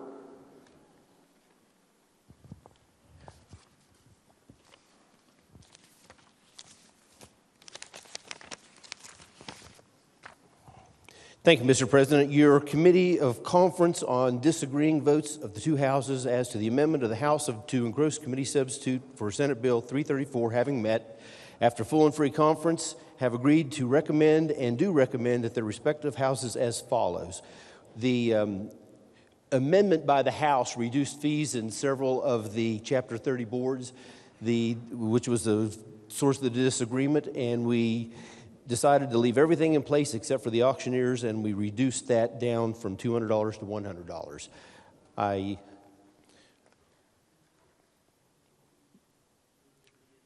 move that the Conference Committee report be adopted. Senator from Preston moves the Conference Committee report be adopted. Is there discussion? If not, the question is on adoption of the motion by the Senator from Preston. All those in favor say aye. Those opposed, no. The ayes appear to have it. The ayes do have it. I declare the report adopted. The question now is on passage of the bill as amended by the Conference Committee report. Is there discussion? If not, the question before the Senate is, shall the bill pass? All those in favor will vote yea. Those opposed will vote nay. The clerk shall prepare the machine. Has every member voted? Has every member voted? If so, the clerk close the machine and ascertain the results on this question. 31 yeas, 0 nays, 3 absent, not voting. More than a majority of those present voting having voted in the affirmative, I declare the bill passed. Senator from Preston. Thank you, Mr. President. I move that the bill be made effective from passage and request unanimous consent that the roll call used on the passage of the bill be used to make it so effective. Senior Senator from the Preston moves that the bill be made effective from passage and requests unanimous consent that the roll call used on the passage of the bill be used to make it so effective. Is there objection?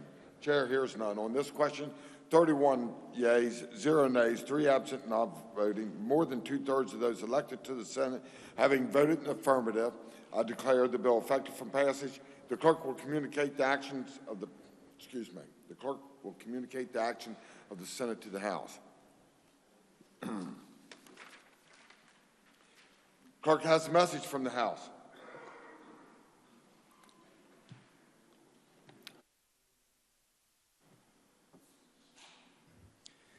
The House adopted the Conference Committee report as it relates to House Bill 4097. Message will be received. Senator from Brooke. Thank you, Mr. President. The Conference Committee on House Bill 4097 met. The result is that the 4097 is it exactly left the Senate. They receded to our position, and that is what the Conference Committee report is consisted of. So I move the adoption of the Conference Committee report for House Bill 4097. Senator from Brooke moves that the Conference Committee report be adopted. Is there discussion? If not, the question is adoption of the motion made by the Senator from Brooke. All those in favor say aye. Those opposed, no. The ayes appear to have it. The ayes do have it. I declare the report adopted. The question now is on passage of the bill as amended by the Conference Committee report. Is there discussion? If not, the question for the Senate is, shall the bill pass? All those in favor will vote yea. Those opposed will vote nay. The clerk should prepare the machine. Has every member voted? Has every member voted? If so, the clerk will close the machine and ascertain the results. On this question, 31 yeas, 0 nays, 3 absent, not voting. More than a majority of those present voting having voted in the affirmative, I declare the bill passed. The clerk will communicate the message to the House. The clerk will communicate the actions of the Senate to the House. The clerk has a message from the House. The House adopted the Conference Committee report as it relates to engrossed committee substitute for House Bill 4333. Message will be received. Senior Senator from the 17th. Thank you, Mr. Recognized to explain the Conference Committee report. Thank you, Mr. President. Your committee for conference on House Bill 4333 met. This was the hearing aid fitter bill. The Conference Committee has reached an agreement whereby the Senate amendment was retained in its entirety. Essentially, they took the hearing aid fitters and moved them into the board of the hearing audiologist and speech pathologist, retained their same language and moved that into their board. All were in agreement. I urge passage. All concur. Senior Senator from the 17th moves the Conference Committee report be adopted. Is there discussion? If not, the question is on adoption of the motion by the Senior Senator from the 17th. All those in favor will say aye. Those opposed, no. The ayes appear to have it. The ayes do have it. I declare the report adopted. The question now is on passage of the bill as amended by the Conference Committee report. Is there discussion? If not, the question before the Senate is, shall the bill pass? All those in favor will vote yea. Those opposed will vote nay. The clerk should prepare the machine.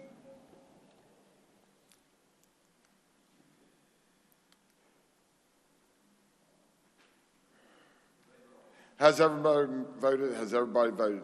If so, the clerk close the machine, ascertain the results. On this question, 27 yeas, 3 nays, 4 absent, not voting. More than a majority of those present and voting having voted in the affirmative. Ladies and gentlemen, we're going to switch back to the House of Delegates. They're looking at a bill on on-cycle elections and vote called the Voter Turnout Act. One question. Does this include municipal elections being on primary or general elections? It does not require the municipality to do that. All right, thank you.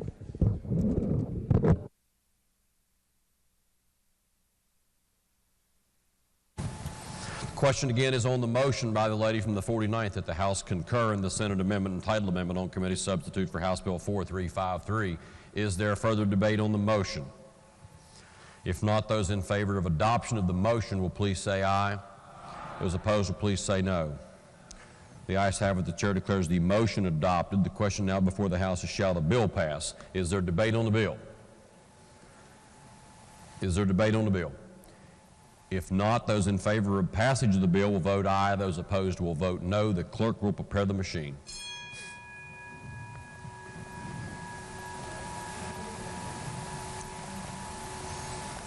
Has every member voted? If so, the clerk will close the machine and ascertain the result on that question. There are 81 ayes, 15 nays, and 4 members absent. Majority of members voting in the affirmative. The chair declares that bill passed. The clerk will please report the title.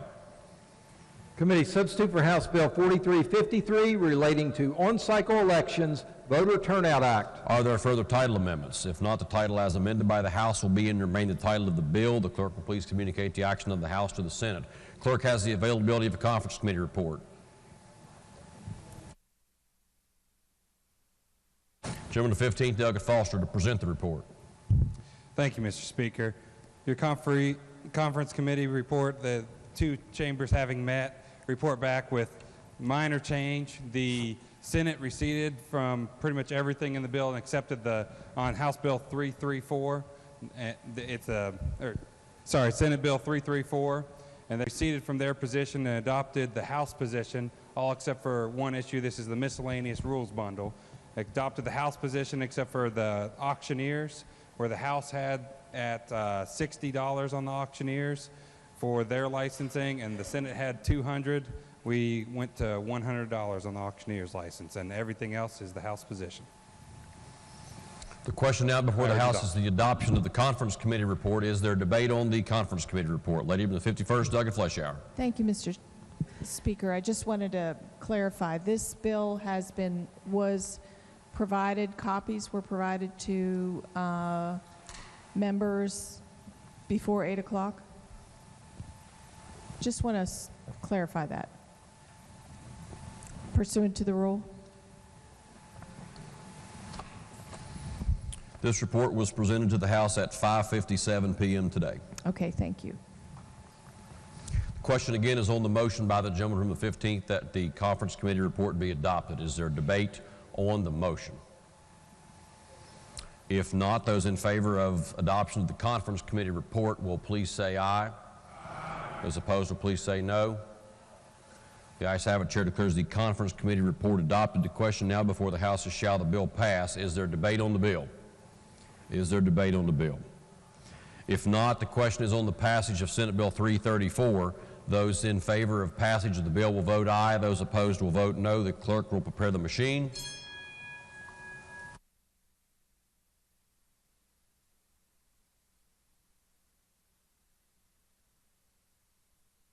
Has every member now voted? If so, the clerk will close the machine and ascertain the result on this question. There were 92 ayes, 4 nays, and 4 members absent. Majority of members voting in the affirmative. The chair declares the bill passed. The clerk will please report the title. Committee substitute for Senate Bill 334, authorizing miscellaneous agencies and boards to promulgate rules. Are there further title amendments? If not, the title as read by the clerk will be and remain the title of the bill. Lady from the 49th. Thank you, Mr. Speaker. I move the bill take effect from passage. The question is on the motion that the bill take effect from passage. Those in favor of the lady's motion will please vote aye. Those opposed will please vote no. The clerk will prepare the machine.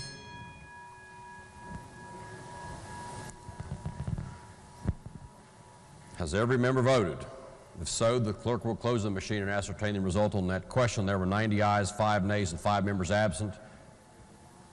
2/3 of members voting in the affirmative. The chair declares that bill effective from passage. The clerk will please communicate the action of the House to the Senate. Next Senate message.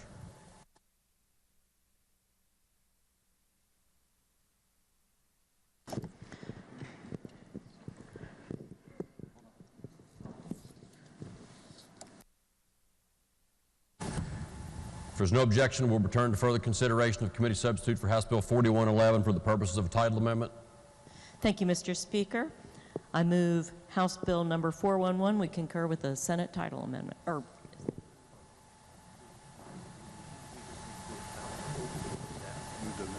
Move to amend the title. I'm sorry.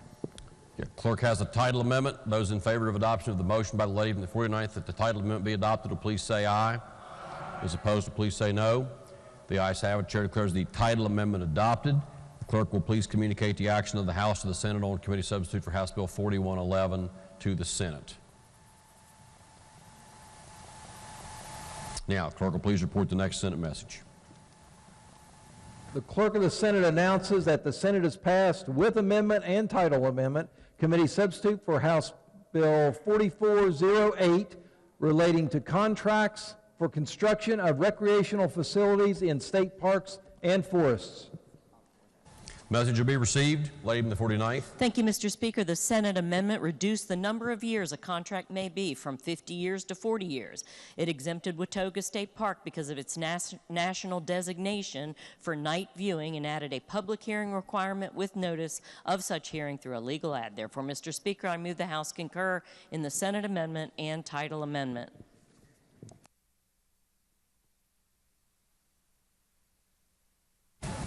Question is on the motion that the House concur in the Senate amendment and title amendment on committee substitute for House Bill 4408. Is there debate on the motion? Gentleman of the 51st, Douglas Hanson. Thank you, Mr. Speaker. Will the majority leader yield? Yes, sir. I wanted to ask about the exclusion of Watauga state parks. Or in current code, the private investments in state parks are limited to 6 state parks, right? And then this bill extended it to all state parks and state forests.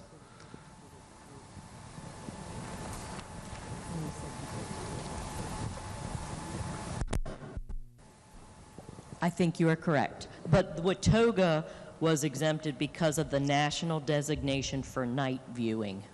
Okay. Yeah, I think that's referring to that it was awarded to be a dark sky park status just last year. But when I looked up their application and the award of that, there were actually 3 parks and forests that received that designation: Watauga State Park, Calvin Price State Forest, and Droop Mountain State Park. All 3 of those submitted a joint application and were awarded the same status. It is only Watauga in the Senate amendment. Okay, do you know why? Only I do one not of those know why. 3? Okay. Okay, thank you. And it sounds like something we might need to change next year. Yeah, it sounds like it to me. Just briefly, I think that making these types of amendments late on the last night of the session, mistakes like this happen, and inconsistencies. There was an amendment put forward in the Senate to exclude Cooper's Rock State Forest on an earlier version of this bill, which failed. And I'm sure we all have our own favorite state parks and state forests that we might want to exclude. One of them got in on the last night of the session. And the reasoning for putting that in is not even consistent with others that were left out. So, I still have an issue with this bill, even as amended. So, I would urge a rejection of the motion. Thank you, Mr. Speaker. Lady from the 51st, Douglas Fletcher is recognized. Thank you, Mr. Speaker. I'd like the majority leader to clarify. Did you say something about a legal ad, and I'm maybe yes, I did. I said hearing? they would add a public hearing requirement with a notice of such hearing through a legal ad. In the newspaper? Wherever legal ads are put, I guess ask the delegate from the 35th. Thank it's you. It's a jobs bill for him. Definitely. Well, I'm Questions glad on this bill, not some other bill. I'm glad that that was added. That's a really important improvement, and I appreciate that. Thank you, thank you, Mr. Speaker. Question again is on the motion by the lady from the 49th that the House concur in the Senate amendment and title amendment on House Bill 4408. Is there further discussion on that motion? If not, those in favor of adoption of that motion will please. Yes, Chairman 29th, Douglas Steele is recognized. I was just going to ask, Mr. Speaker, should anybody that owns a newspaper take a Rule 49 on this? Do you own a newspaper? I don't, Mr. Speaker. I own a website. Then the chair will not rule on a hypothetical request. Question is on the motion that the House concur in the Senate amendment and title amendment of House Bill 4408. Those in favor of adoption of the motion will please say aye. Those opposed will please say no. Noes appear to have it. Division's been demanded. Roll call votes have been demanded. Is the demand sustained? Is the demand sustained? Demand is sustained. The question is, that the House concur in the Senate amendment and title amendment on House Bill 4408. Those in favor of adoption of the motion will please vote aye. Those opposed will please vote no. The clerk will prepare the machine.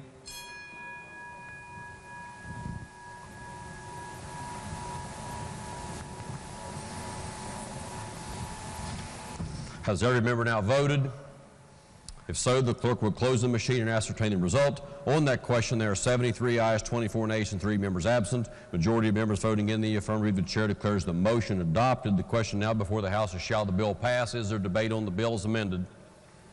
Is there debate on the bill as amended? Gentleman, the 58th delegate Miller is recognized. Thank you, Mr. Speaker. Would you yield? I certainly would. Sorry, Amy. What was the amendment that brought this back? The Senate amendment reduced the number of years a contract could be from 50 years to 40 years, and they exempted Watauga State Park. Okay, thank you. And they added the legal ad. Thank you. Can I speak on the bill? Gentleman is recognized. Thank you, sir. I voted for this the first time around. I'm not going to stand here and tell you any different. I got a lot of hate mail on it, a lot of phone calls. We have a different type people in Morgan County. They're plain people, they're proud people. They don't like a lot of change. I thought they would go for this. I thought it was a good bill. But after hearing what they had to say, seeing how the town is, I would have to agree with them that this isn't a good bill for Morgan County.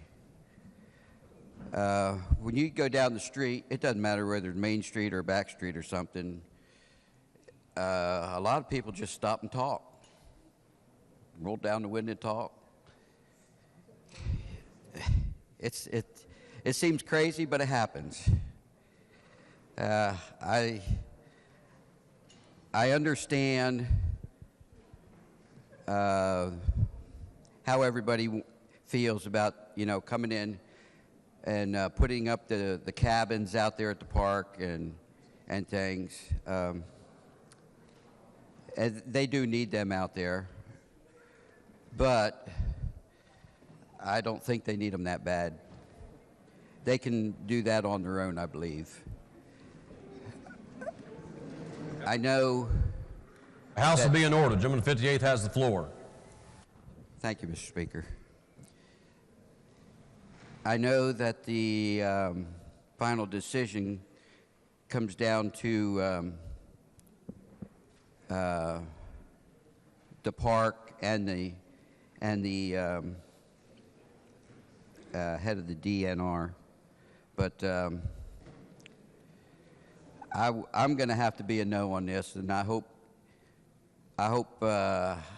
some of the others join me on this. Let's keep this park for Morgan County. Keep it simple. Keep it plain. Thank you. Thank you, Mr. Speaker. Question again is on the passage of the bill. Is there further debate on the bill? Is there debate on the bill? If not, the question before the House is, shall the bill pass? Those in favor of passage of the bill will vote aye. Those opposed will vote no. The clerk will prepare the machine.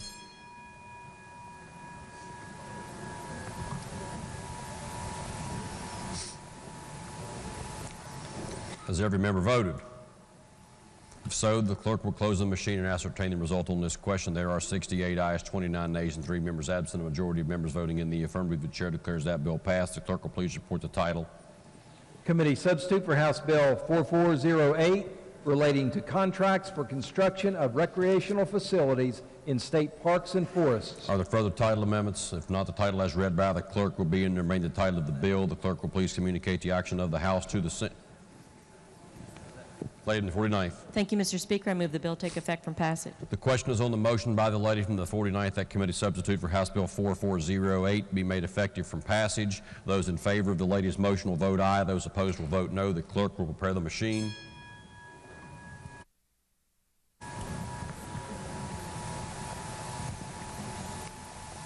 Has every member voted? If so, the clerk will close the machine and ask the lady from the 49th. Has every member voted? If so, the clerk will close the machine and ascertain the result on that question. There are 79 ayes, 18 nays, and 3 members absent. 2/3 of members voting in the affirmative. The chair declares that bill effective from passage. The clerk will please communicate the action of the House to the Senate. Next Senate message. The clerk of the Senate announces that the Senate has passed with amendment and title amendment committee substitute for House Bill 4600, making it a felony for a person in a position of trust to assault, batter, or verbally abuse a child or neglect to report abuse they witness. That message will be received. Ladies and 32nd. Thank you, Mr. Speaker. The Senate amendment repeals certain sections of the code, which was a section amended in the House bill. The Senate amendment creates a new article of code entitled the Special Protections for Disabled Children Act of 2022. The new article makes findings relating to the vulnerability of disabled children to abuse. It contains definitions. It criminalizes verbal or other maltreatment of disabled children as a misdemeanor. It criminalizes assault and battery of a disabled child as felony offenses. It creates new crimes for the failure to report or obstruct the report of the abuse of a disabled child. It directs the Department of Education and DHHR to develop an 8-hour educational program for persons employed in the care, housing, and education of disabled children, as well as their supervisors. It requires the DOE and DHHR to investigate a mechanism for parents to remotely view classrooms and other areas where disabled children are taught, housed, or cared for, and make a report to the President of the Senate and the Speaker of the House. It directs the Prosecuting Attorneys Institute to collaborate with the Law Enforcement Professional Standards Subcommittee to develop a 3-hour mandatory education course for law enforcement officers on crimes against disabled children. It requires the State Board of Education to create a database which identifies school employees who are under investigation for misconduct for purposes of employment of those persons, and it creates internal effective dates. The Senate amendment includes a title amendment reflecting the creation of the new article. Therefore, Mr. Speaker, I move that the House concur with the Senate amendment and title amendment. The question before the House is the motion by the lady from the 32nd that the House concur in the Senate amendment and title amendment on committee substitute for House Bill 4600. Is there debate on the motion? Is there debate on the motion? If not, those in favor of adoption of the motion will please say aye. Those opposed will please say no.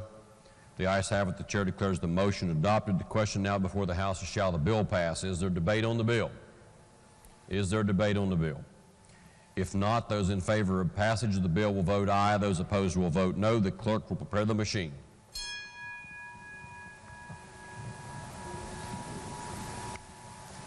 Has every member voted? If so, the clerk will close the machine and ascertain the result on that question. There are 97 ayes, 0 nays, and 3 members absent. A majority of members voting in the affirmative. The chair declares that bill passed. The clerk will please report the title.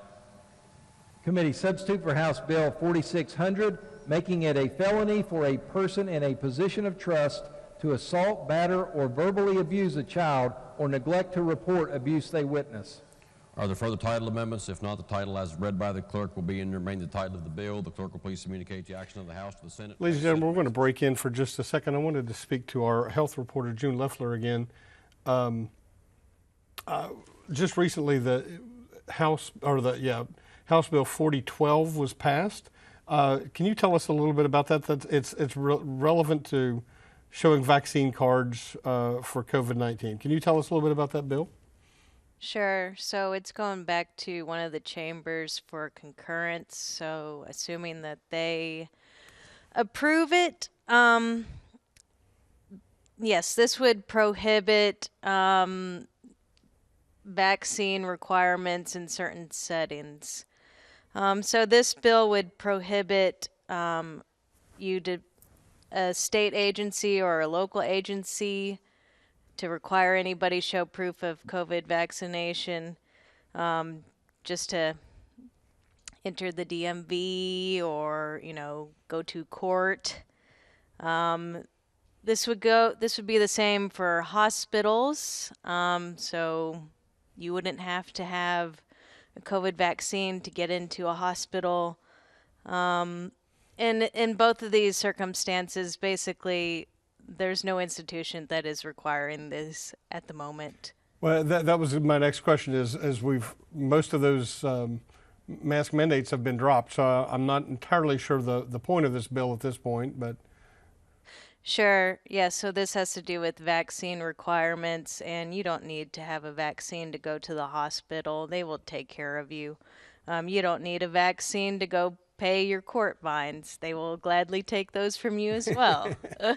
So yeah, you're right. West Virginia never enacted anything like that. So that's an interesting distinction. I guess the sponsors of the bill want to make sure that they're future-proofing any possibility of a vaccine mandate. But sure. All right, and so you said that's going back to the. I think it's going back to the Senate for final approval. Sure. So the one thing it would do is, and this is a big deal, it would ban colleges from requiring proof of vaccination for enrollment. We don't have any state universities that are doing this right now. We had a private university that was doing that and pulled away from doing that because they got a lot of bad publicity. That's what they told me. But that could be a big deal in the future. And then, yeah, Eric, otherwise I would just say, we've seen about a dozen bills related to preventing masking requirements, preventing quarantine or vaccine requirements. They really haven't went anywhere. You would think maybe with the Republican legislature that they would have really taken advantage of the supermajority to say we're going to stand up for civil liberties and make sure that we never implement these public health measures again. That didn't happen. These are really conservative measures. They're not going to do much to prevent public health from doing what they do. Fair enough. Thank you, June. I think we're going to switch back to the Senate for a few minutes and see what's going on there. 7-11. Message be received. Senior Senator from the 17th. Thank you, Mr. President. I move the Senate concur in the House amendments to Senate Bill 711. Senior Senator from the 17th moves that we concur with the House amendments to Senate Bill 711. All those in favor, say aye. Aye. Those opposed, no. The ayes appear to have it. The ayes do have it. I declare the motion adopted. Question now is on passage of the bill. All those in favor will say. Senator from Harrison. I didn't hear the explanation of the amendments from the House. I apologize, but it seemed like we voted before they were explained. Did the senator explain them? I don't think they got explained. Senior Senator from the 17th, did you explain the amendment? No, sir. Explain the amendment. Thank you, Mr. President. Thank you, Mr. President. The purpose of the bill is to require the State Board of Education to establish a program where students can earn elective course credit for extended learning opportunities that take place outside the traditional classroom setting. The House amendment removed the appeal process for when an extended learning opportunity program application is denied. This is acceptable since the State Board is required to provide a detailed explanation of ways to improve the application, and the bill authorizes the application to be resubmitted. I urge passage. Sir, discussion? Senator from Harrison. Will the gentleman yield? Senior I know Senator you enjoy this so much, Senator. Will the Senator yield? Could you just give it to me a little bit? Thank you, Mr. President. Could you just give it to me a little slower? How did the appeal process change? So the House amendment removed the appeal process for when an extended learning opportunity program application is denied. Right. Says this is acceptable since the State Board required it. I thought I heard you say the appeal process has changed. If we could just get an explanation of that, I'm sure it's fine. It was removed. It was changed. The House amendment removed the appeal process. It didn't talk about changing the appeal process. I'm sorry. I thought I heard that in your explanation. So the appeal process has not changed?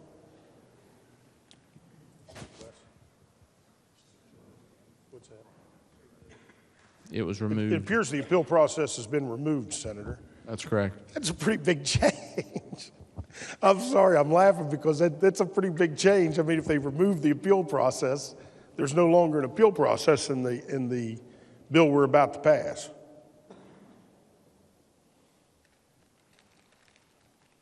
Is that right? That is correct. And I guess my question is, what's the effect of not having an appeal process if the if the, elective course is denied, the credit for the elective course is denied, what happens now? Can I ask the other senator from education to yield? Right. The state council has advised me that the state board is required to provide a detailed explanation of ways to improve the application, and the bill authorizes that application to take place. I'm sorry, I apologize. One more time. So the state board is required to provide a detailed explanation of ways to improve the application, and the bill authorizes the application to be resubmitted. And what if it's denied? Still no appeal process? Yes, they could. It would be up to then it would be up to the board to determine what to do at that point. So the denial would be final then? Would that be accurate? And I was advised the appeal would be to circuit court, so they would advise at that point anyway. Can you say it one more time? I'm just not hearing you real clearly, Senator.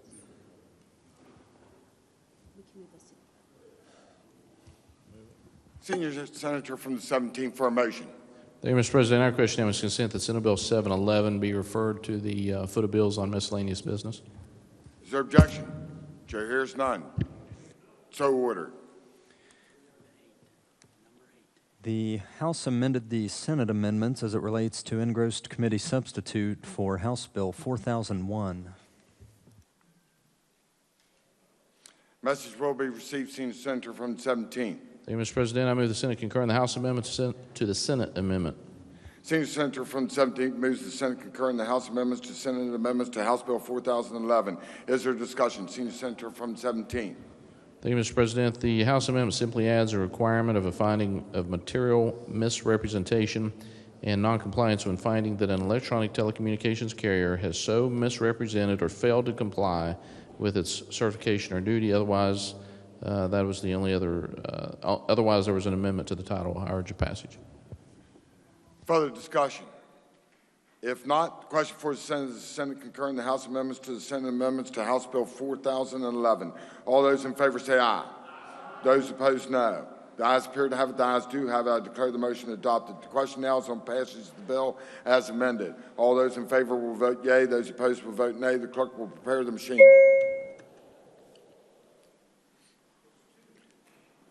Has every member voted? Has every member voted? If so, the clerk close the machine, ascertain the results. On this question, 31 yeas, 0 nays, 3 absent, not voting.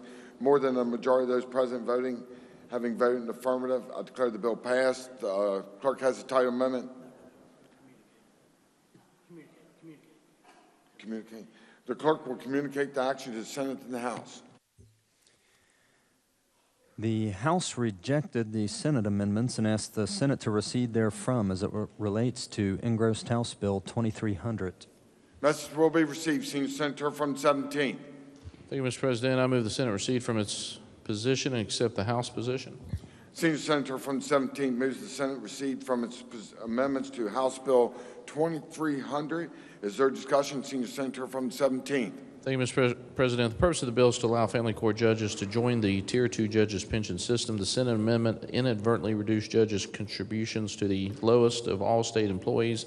The reduction is premised on the fund being overfunded, but it is not overfunded due to contributions. The overfunding exists because some 5 to 6 years ago the court used court monies to overfund that fund. I urge adoption. Sir, further discussion? If not, the question for the Senate is the Senate stand recede from its amendments on House Bill 2300. All those in favor say aye. Those opposed, no. The ayes appear to have it. The ayes do have it. I declare the motion adopted. The question now is on passage of the bill as amended by deletion. All those in favor will vote yea. Those opposed will vote nay. The clerk shall prepare the machine.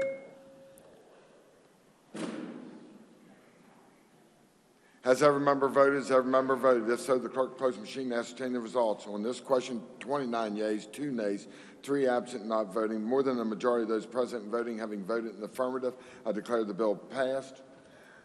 The clerk will communicate the action of the Senate to the House.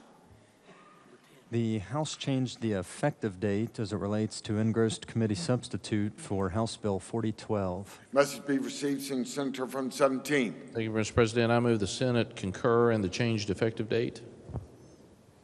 Which bill was it? Bill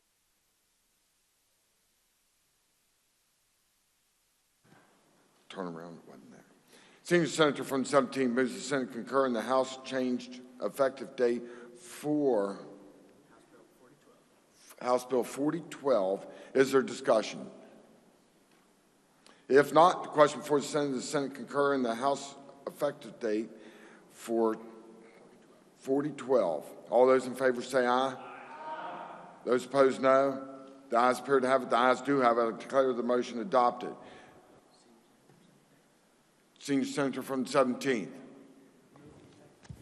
Thank you, Mr. President. I move the bill be made effective from passage. I move the bill be made effective from passage. Senior Senator moves the bill be made effective from passage. All those in favor will vote yea. Those opposed will vote nay. The clerk shall prepare the machine.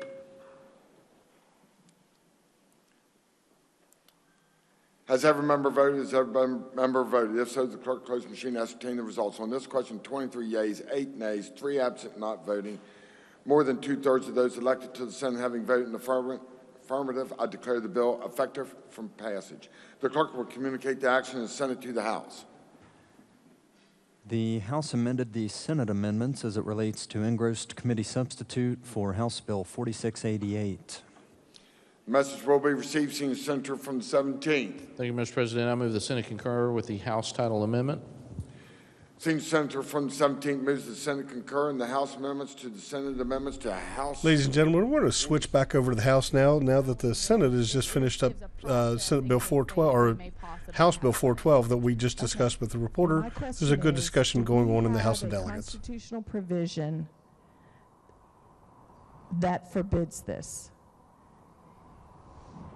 And I think there may be, under the school board portion of the Constitution, I think there may be a provision that would make this unconstitutional. We do not think so. Okay, thank you. Did anyone look at that issue? Yes, No? and I think the gentleman from the 29th has looked into it. In judiciary? You Well, looked he's at the the government organization chairman. Well, would the gentleman yield? I'll yield. This isn't something we talked about committee, and it was something that was brought up to me at a later point, that there is a constitutional provision that may not allow this to happen. Did anybody look into that issue? Yes, we talked about that in Senate Judiciary. I testified over there. They went over that. It is not a constitutional provision that would prevent it. Well, there is a Right now, constitutional provision that relates to this, correct? That's because this is lowest bid contract. This is a RFP for a lowest bid contract. So it's transparent and everything. It's the same thing the legislature has. You, as a member of the legislature, can bid on a government contract, but a county official or school teacher, school board official cannot. This bill just allows those folks to have the same rights we have to bid on a lowest bid contract. I understand that. What I'm talking about is the part of the Constitution that relates to the state school board, and that's when I This would not apply to you the do not teachers. think that applies? No. Did you look at certain acts prohibited, which is Article 12, Section 9?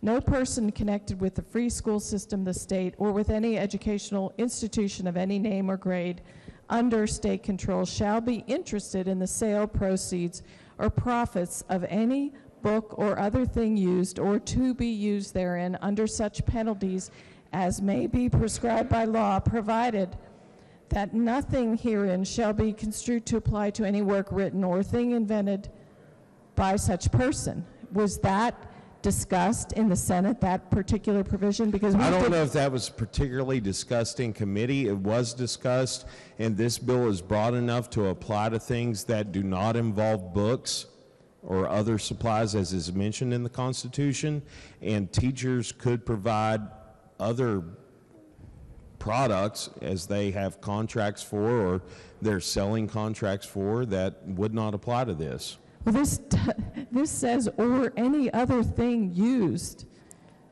I think this bill We is... disagree with you on that. That's a policy question the gentlelady's going to have to make. All right. I disagree, and I think this is explicitly prohibited in the West Virginia State Constitution. Thank you. Thank you, Mr. Chair, and thank you, Mr. Speaker. The gentleman 36, Doggett Rowe. Thank you, Mr. Speaker. I'd like to speak to this bill. I strongly oppose it. For 5 years, I was on the State Ethics Commission, and we had these sorts of cases come to us all the time.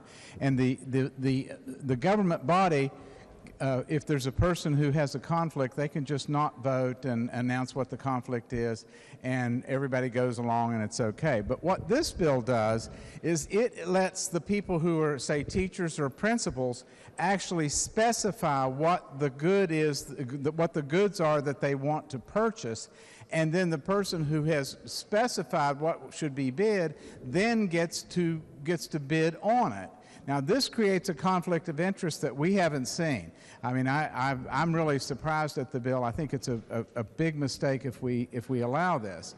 The person who sets and proposes the bid and makes the specifications should not be the person who gets to bid against other bidders for the bid for the project. It's only goods, and that makes sense, but that's still letting the person who is specifying what the goods are that are on bid bidding against their own specifications. I strongly suggest that we do not approve this bill or any motion to accept the Senate's position. Gentleman, the 45th, Doggett Martin. Thank you, Mr. Speaker. I move the previous question. Okay, the gentleman, the 45th, Doggett Martin, has moved the previous question on the bill. Is the demand sustained? Demand is sustained. The question is, shall the previous question be ordered on the bill? Those in favor of ordering the previous question on, a roll call is demanded. Is the demand sustained? Demand is sustained. The question is, shall the previous question be ordered on the bill? Those in favor of ordering the previous question on the bill will vote aye. Those opposed will vote no. The clerk will prepare the machine.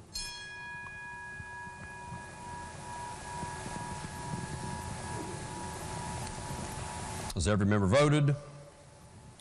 If so, the clerk will close the machine and ascertain the result. On that question, there are 74 ayes, 19 nays, and 7 members absent. A majority of members voting in the affirmative. The chair declares the previous question ordered on the bill.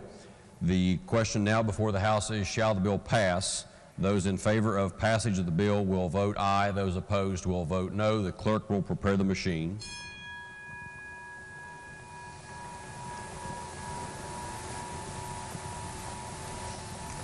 Has every member voted? If so, the clerk will close the machine and ascertain the result. On that question, there are 73 ayes, 20 nays, and 7 members absent. A majority of members voting in the affirmative. The chair declares that bill passed. The clerk will please report the title. House Bill 4642, relating to pecuniary interests of county and district officers, teachers, and school officials in contracts. Are there further title amendments? If not, the title as amended by the House will be and remain the title of the bill. The clerk will please communicate the action of the House to the Senate. Next Senate message. The clerk of the Senate announces that the Senate has passed with amendment committee substitute for House Bill 4668 relating to airbag fraud.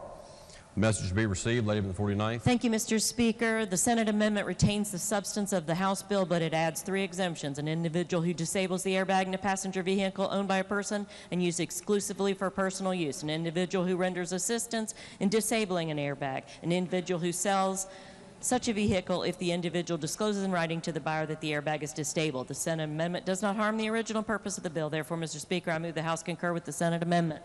Question for the House is a motion that the House concur in the Senate amendment on committee substitute for House Bill 4668. Is there debate on the motion? Gentleman 35th, Dr. Capito. I move the previous question.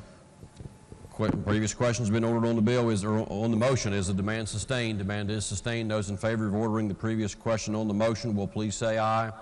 Those opposed will please say no. The ayes have it. Chair declares the motion adopted. The previous question is ordered on the motion. Those in favor of adoption of the lady's motion that the House concur in the Senate amendments on committee substitute for House Bill 4668 will Ladies and please gentlemen, say we're aye. going to switch to the Senate right now. They're about to take up Senate Bill 498, which is the Anti-Racism Act. both K through 12 and higher education. The two main changes in the House amendment were to remove ethnic group and biologic sex from being included in the prohibited concepts and to remove the portion applicable to higher education. While having these two elements in the bill would have been better, concurring is preferential over losing the bill. I urge adoption. Is there further discussion? Senior Senator from the 4th. Mr. President, move the previous question. So the previous question's been moved on. Roll call's been demanded. Demand sustained. Demand is sustained. All those in favor vote yea. Those opposed vote nay. The clerk should prepare the machine. Has every member voted? Has every member voted? If so, the clerk close the machine. Ascertain the results on this question. 22 yeas, 10 nays, 2 absent, not voting. More than a majority of those present, I declare the motion adopted. Question now is on before the Senate. The Senate concur in the House amendments to Senate Bill 498. All those in favor say aye. Aye. Those opposed, no. The ayes appear to have it. The ayes do have it. I declare the motion adopted. Question now is on passage of the bill as amended. All those in favor vote yea. Those opposed vote no. Clerk will prepare the machine. Has every member voted? Has every member voted? If so, the clerk close the machine. Ascertain the results on this question. 22 yeas, 10 nays, 2 absent, not voting. More than a majority of those elected having voted in the affirmative, I declare the bill passed. Clerk will communicate the action of the Senate to the House. Senior Senator from the 17th for a motion. Thank you, Mr. President. Our question now is consent to introduce a resolution from the floor. Senior Senator from the 17th.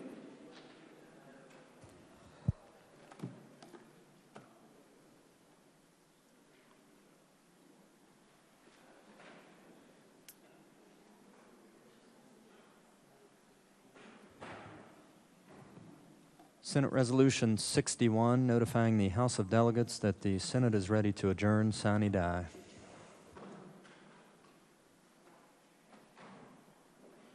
All those in favor say aye. Aye. Those opposed, no. The ayes appear to have it. The ayes do have it. I declare the Senate adjourned. Sine die. No. That was not the motion.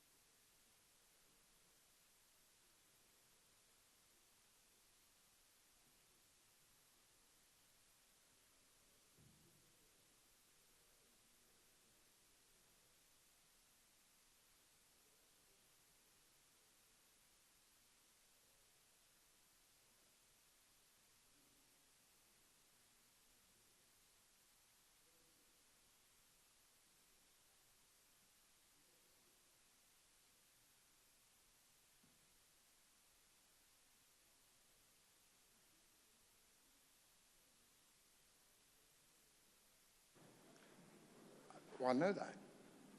Senior Senator from the 17th for a resolution. Thank you, Mr. President. Our question is consent that the resolution be taken up for immediate consideration, committee reference be dispensed with, and the resolution be placed upon its adoption. Is there objection? Chair hears none. Clerk will read the resolution. Senate Resolution 61, notifying the House of Delegates that the Senate is ready to adjourn sine die. Question is on adoption of the resolution. All those in favor say aye. Aye. Those opposed, nay. The ayes appear to have it. The ayes do have it. I declare the resolution adopted.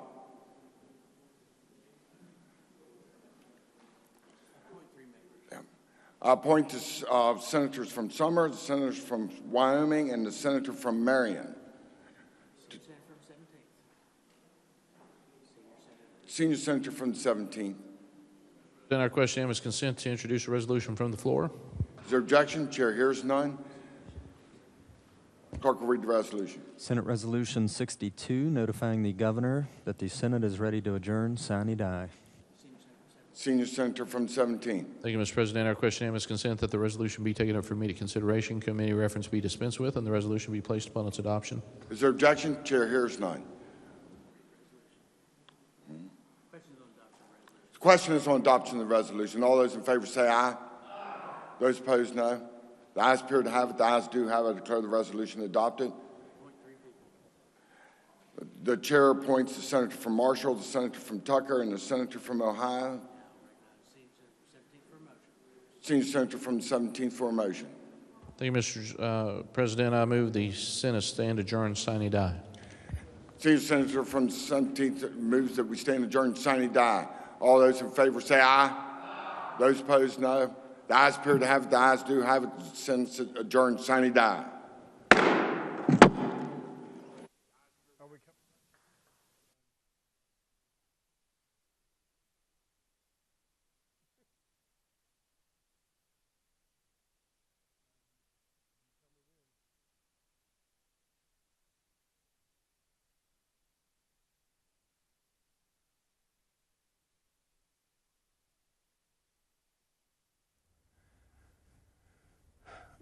Well, there you have it, ladies and gentlemen.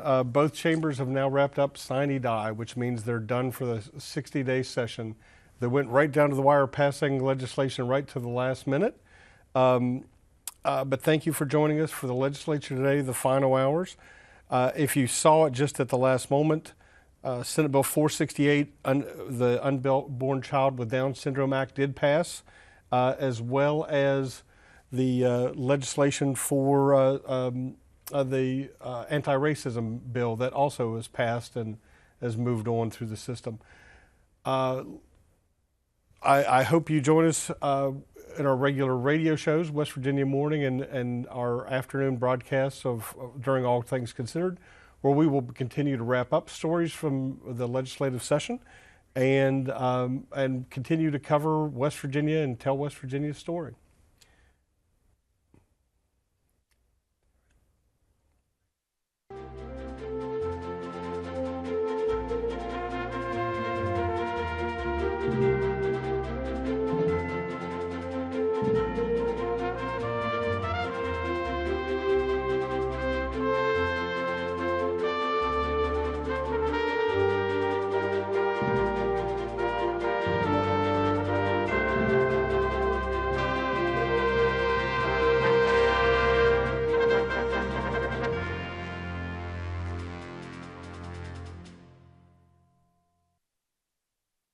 Support for the legislature today is provided by West Virginia University, building futures close to home at campuses in Morgantown, Kaiser, and Beckley.